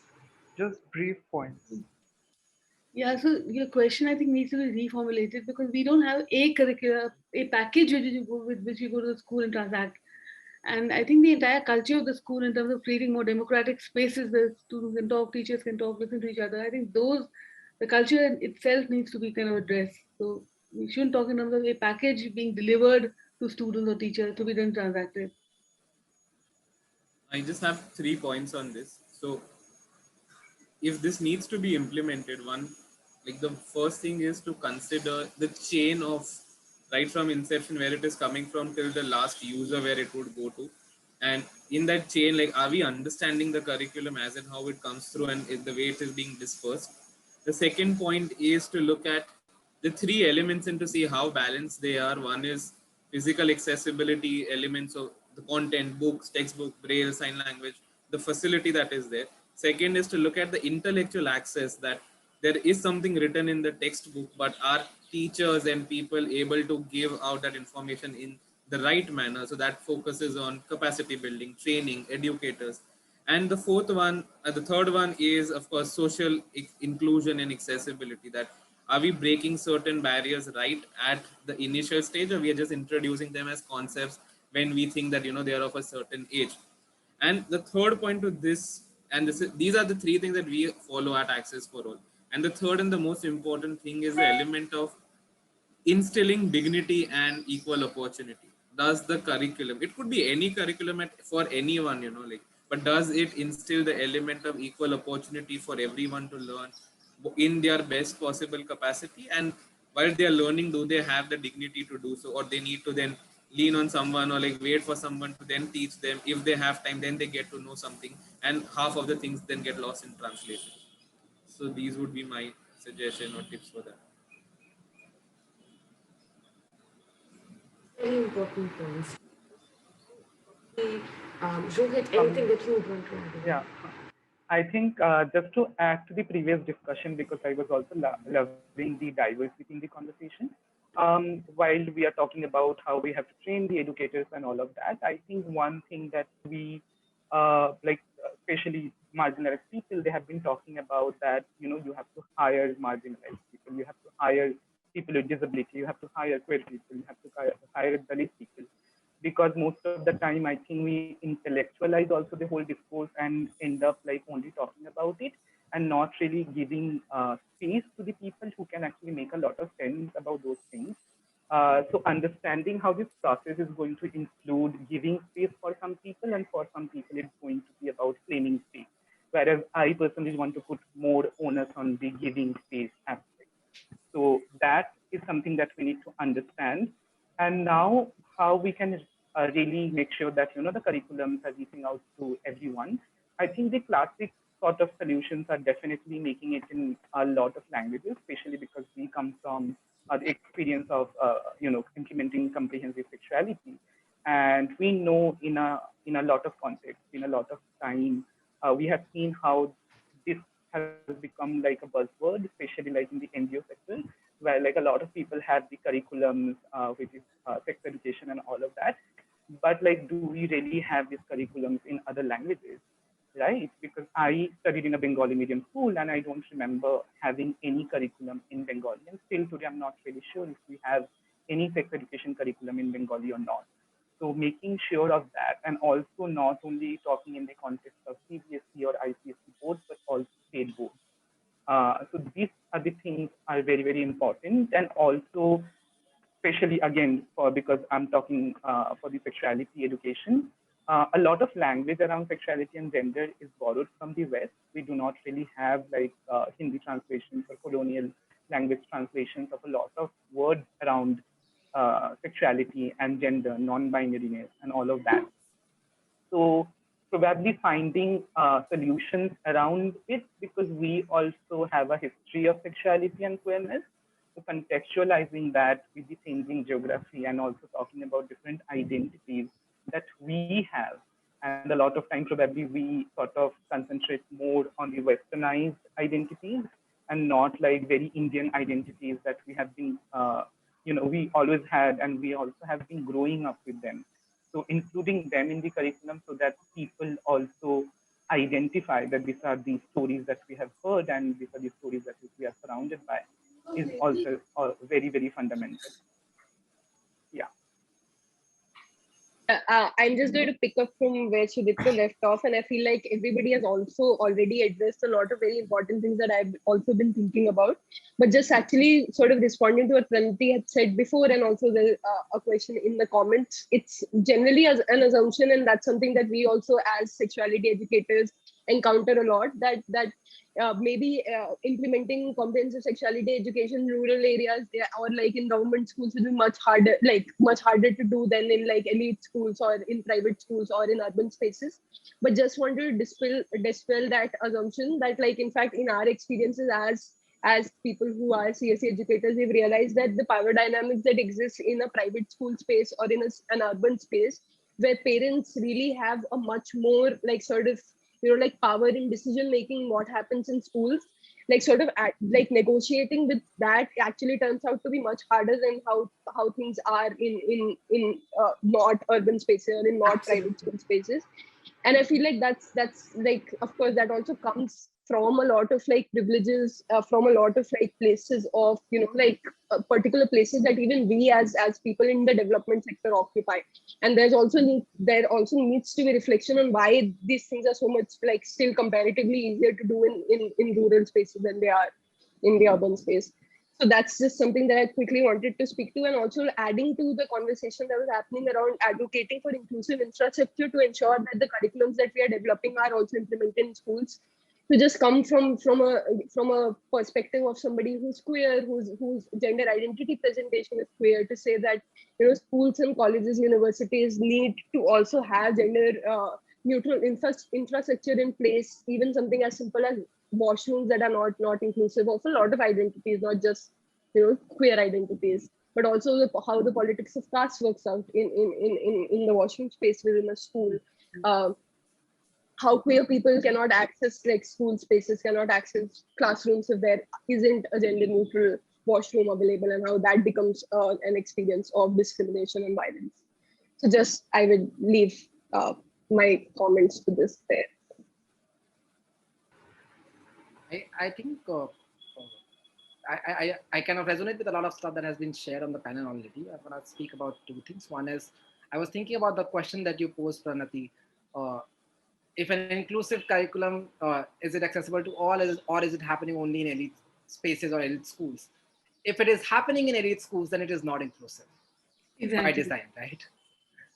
So that has to be questioned. The second is that for any kind of inclusive curriculum work, we need to ask that why do we need to do inclusive curriculum?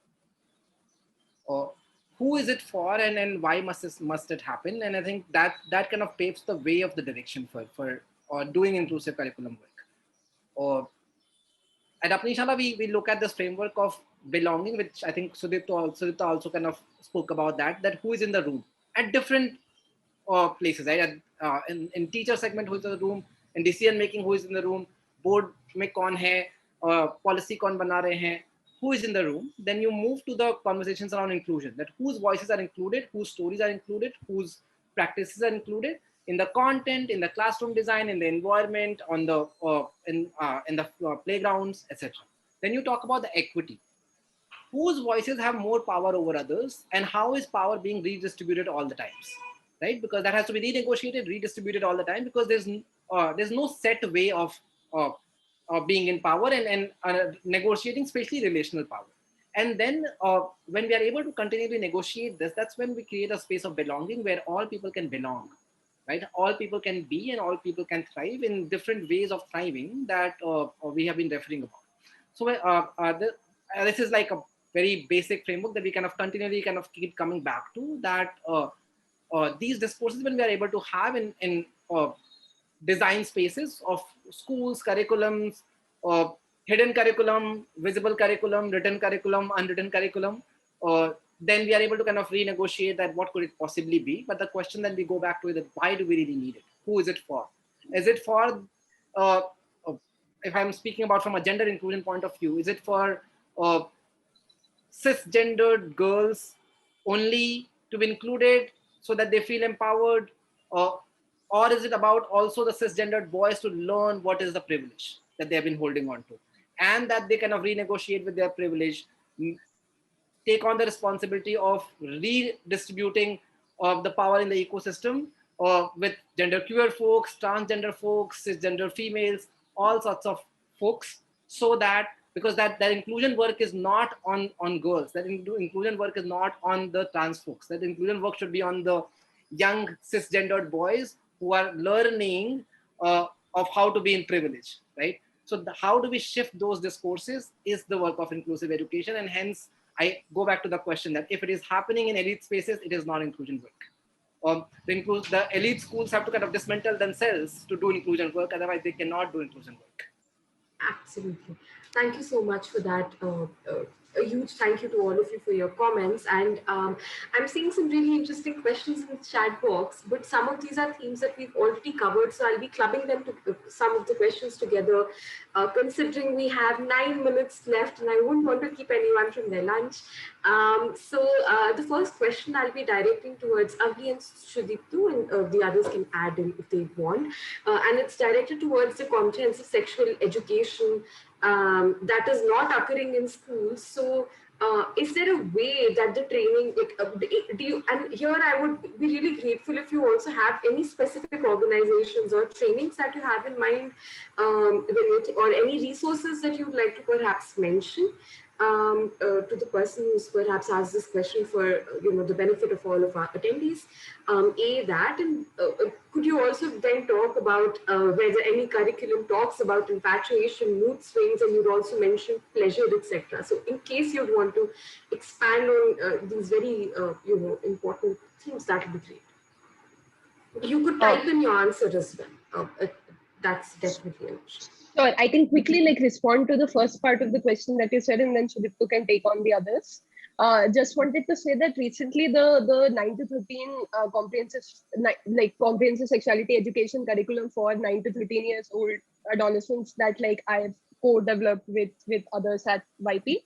There's a toolkit that we launched along with that curriculum earlier in the year, and that toolkit has certain sections where we are specifically talking about and giving suggestions on how to advocate for comprehensive sexuality education with school counselors, with other stakeholders like teachers, principals, parents. And that toolkit also has a presentation that we designed at YP as a template that could be used to ensure that teachers and counselors and parents are involved in the conversation. Particularly, that kind of stakeholder engagement is also done at YP in order to ensure that after we have implemented the curriculum and left that space, how does that conversation around is sustained basically, and how it's taken forward. So if that works, I can share it. I can share the toolkit with Team Belongg, and maybe you can pass that along. That would be wonderful. Yeah, I think adding to that, I definitely also can assure that our curriculum also talks about infatuation. We talk about love. We play Pyar Ki Antakshari. And we also talk about love and different kind of families. We also talk about rejection. So these are the things which are already part of the curriculum. Definitely so much depends on the facilitator, how they are conducting the conversation and how much responses we are collecting from the participants, adolescents. But apart from that, I think some wonderful organizations, for example, Agents of Ishq, who curate a lot of information around pleasure, positive sexuality of adolescents, and a lot of other things also, which are also sort of, a lot of times adolescents can relate to and resonate to. So that is one platform. There is also a very rich platform where there's a lot of rich content, that is Sarshi. So there also they can find a lot of information around sexuality. And then definitely in our website, we do have, as Avni mentioned, even the curriculum and the toolkit, which can be useful. Absolutely. And I'd be very grateful, Sudipta, if you could also type the names in the chat box, please, so that the attendees, thank you so much.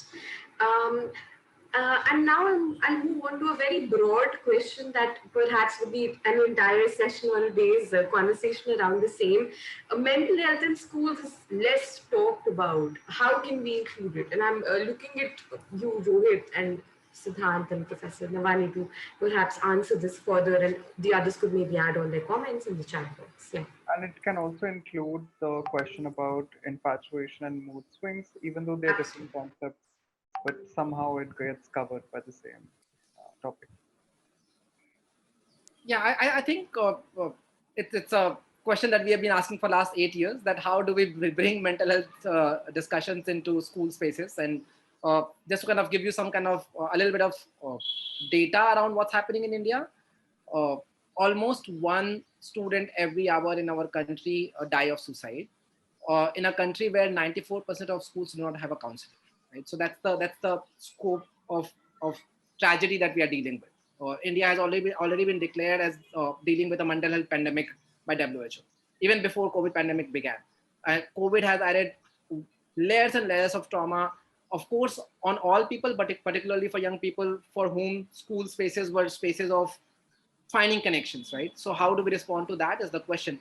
What has happened is definitely, Pranati and Saransh, that in last 1.5 years, there has been a lot more conversations around mental well-being with respect to education because of COVID. That now we are talking about students' emotions, students' well-being a little more than earlier.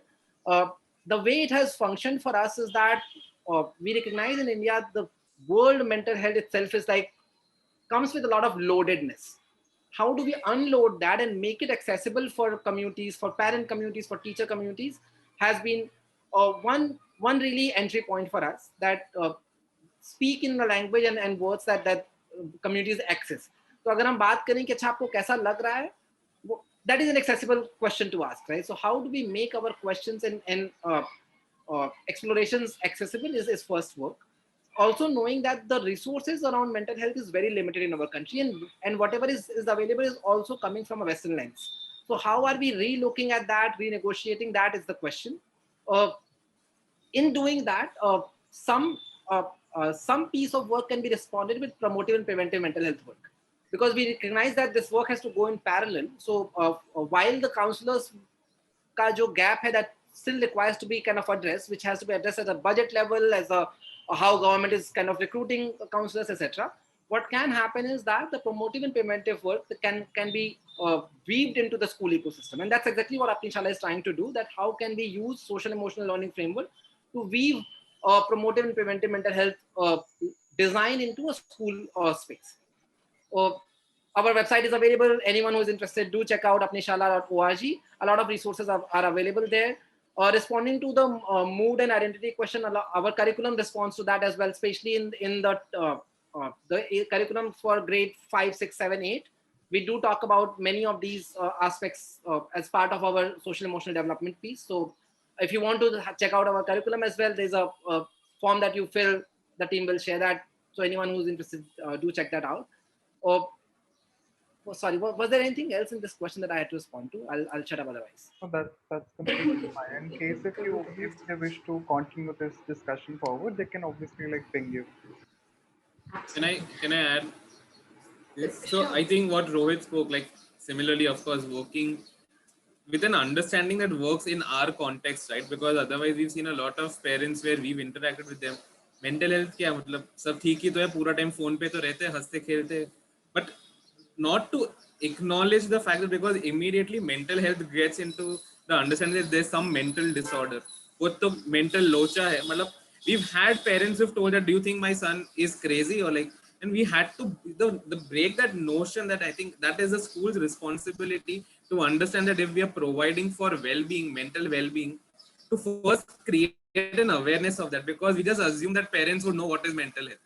And like since last 1.5 years, we've seen the rise in the question or the requirement of mental health sessions or like art-based therapy sessions that we do with schools, with even like corporates. And second thing over here is that let's also understand the importance of mental health of caregivers, parents, and teachers. Sadly, we forget that, and the focus only then goes on to the school. But no, we Access for All does that as part of our arts-based therapy program, that to ask and sit with the teachers that are you happy to work in a certain space, asking them certain questions for their mental well-being, so that then if the teacher is not in the right shape, what would he or she or they would do, right? So it is important to look at mental health from their space also. And of course, like, feel free to reach out to us. I'll also put in the email, the website and email ID are accessforall.co. And there are these elements which one needs to first, it is important to not directly implement the resource, but create an awareness with that. Like not every parent understands mental health as if like, you send them an email and we are going to do a mental health session, but they will not understand that. Like recently we were asked by a school that, it's the Pride month, June, we want to do something. Can you do something for our parents and groups?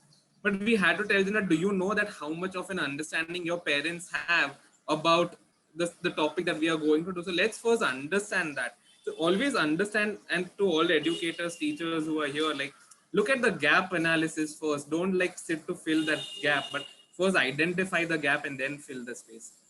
So yeah, and just one thing, there was a question that was there about inclusive communication, how that could be added in school. I'll give you one small example, and then you can later build and reach out to us. We have an entire workshop that we do on inclusive communication. When you ask them to write an email, or in the 3rd grade, 4th grade, when they're asked to write a letter, every letter is made to start with respected sir/madam. That is where the first thing needs to change. That are you writing to, what gives you that right to assume that you're writing to sir or madam, like, or when you look at the name Mr. or Miss or Mrs., we don't still understand the importance of that signature, but that is the salutation denotes certain things, right? So who is giving you, so there are multiple ways to look at that, or like the terminology that we use, right? Fireman or chairman, why can't we not use a chairperson as a terminology? So inclusive terminology, multiple things in that. Please do feel free to reach out to us, and we'll be more than happy to share whatever we can in our best capacity. Can I quickly come in? Hello? Yes, surely. Absolutely, Professor. So in mainstream schools, the thing about this discussion and debate around curriculum is itself new. We've had 4 curricular frameworks so far in the country after independence. So this discussion became more important in 2000 under the right-wing government, and 2005. So this discussion in school, people don't look at curriculum. There's no curriculum document as such. What they get is the syllabus or the textbooks. So one is that. 2 is, unfortunately now a lot of our focus, ever since Pratham has been doing some work on learning levels of the SR report, which comes out every year, the annual status of education report, and they say that the learning levels of children are falling down, and those children studying in government schools, particularly, they are like worse off, right? So now, even in the NEP, if you look at the NEP, the primary importance is given to acquisition of foundational skills, which are literacy, numeracy. So this discussion, believe it's not happening in those spaces. It's happening outside of school spaces, the kind of spaces you work and you create. In school, still that issue is not, still it's like, now we're back to square one, we're back to learning outcomes with this NEP. The textbooks are being revised in accordance with the learning outcomes. So A point, 1.1.1, 1.2.2. So all the dynamic kind of live interaction which classroom spaces should provide, all that is not the focus. So let's not be carried away. Let's not get carried away. These discussions are happening outside the school, which is very important.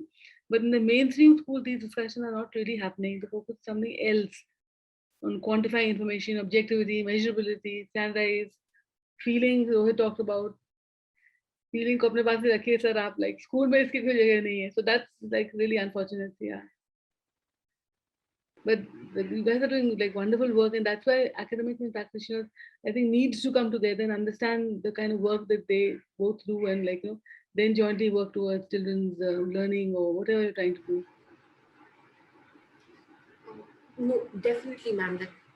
That is unfortunately the reality that we are living in, and that's why these conversations become even more important for us to come together to just identify what's happening. It's that this is something that's there, and the different methods that everyone's been adopted at different levels of the same ladder to kind of just collaborate and work together. And on that note, I'd like to extend a huge thank you to all of you for being here, for having this discussion, and for being so engaged in the discussions throughout.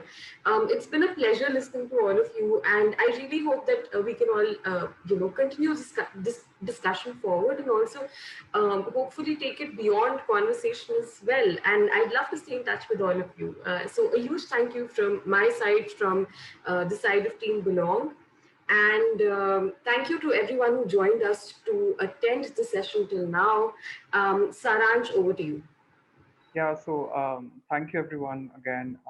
And I know that there were questions which need quite a detailed analysis and a detailed discussions. Like for example, someone had asked about the violence between a teacher and a student. I think like that requires attention and detailed attention. So obviously we'll try to bring those discussions forward as well, but it would require separate time and date. So yeah, thank you so much.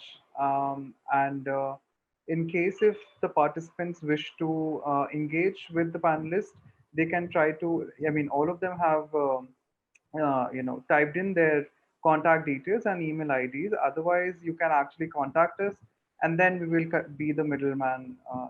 We'll do that work, middle person, whatever. So. Yeah, thank you very much. um, uh, because we would be, uh, I mean, breaking for lunch very soon. I wanted to quickly talk about this very, very unique, playing kit that was, designed by Trinayani. And I would like to read about it a little, and then I'll perhaps screen share a video. You're free to leave, but perhaps like you would want to know more about the kit. So Trinayani's unique, one of its kind, towards inclusion, disability awareness card games is a great resource to implement national education policies, affirmation for disability awareness in teacher and students alike. The game creates awareness about the broad spectrum of disability while challenging commonly held stereotypes about disability. So I would be dropping in the whole message as well as the contact details of Trinayani as well as Ritika Saini, who is responsible for running the same. It's a really interesting kit, and I would love to I would like to share screen and share the video in which they're unboxing the kit so you get an idea. Hello, everybody, and welcome to the unboxing of Trinayani's Towards Inclusion Disability Awareness Game Kit, created to increase knowledge and understanding of the broad spectrum of disability and challenge existing stereotypes. Our Towards Inclusion Disability Awareness card game kit includes 6 thrilling card games, a story-cum workbook, and an answer booklet. Packed in a durable, attractive cardboard box, the game kit has been developed over 2 years of extensive research and pilot study and is highly recommended for all, especially the academic community. The box cover features relevant information about the kit. It features the 6 card games, describing them in one quirky line. The Trinayani logo, we urge you to visit our website to know more about us, and the Towards Inclusion logo, which features in all the card games. At the back, you have the acknowledgements, and we are truly indebted to many. It mentions the names of Ritika Sahni and Padma Shastri who developed the kit, and a little note on Trinayani and about the game kit. Let's open the box. You will first see the I Am Different, So Are You workbook, which has an original story titled Nancy's Move to Delhi. And it also has worksheets like the crossword puzzle or the maze, which have all been developed specially for children. And then you have the 6 card games, which lend itself to repeated play. You've got Do You Know, Say This Not That, Barrier Begone, Here Here, Inclusion Bingo, Surprise Surprise, of course the bingo sheets.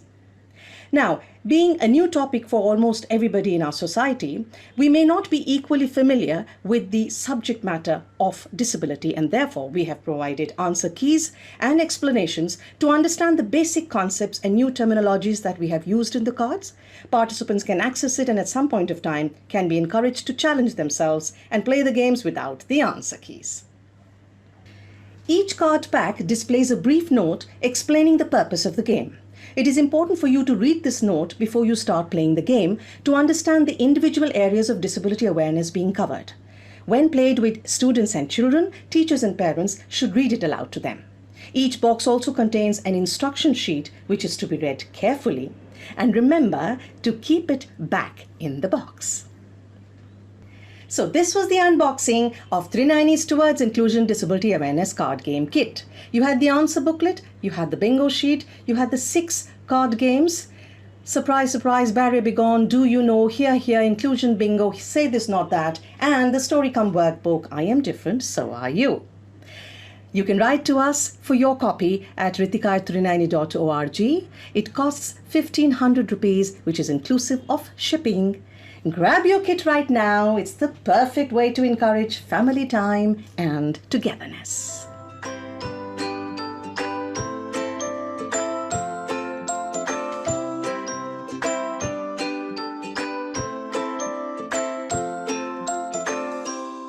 Sarah, thank you. We would be breaking for lunch and we'll be meeting you all again at 2 p.m. Thank you. Thank you. Thank you very much. Thank you. Thank you. Bye, all of you. Thank you. Bye, Shiriko. Bye. Bye, Rohit.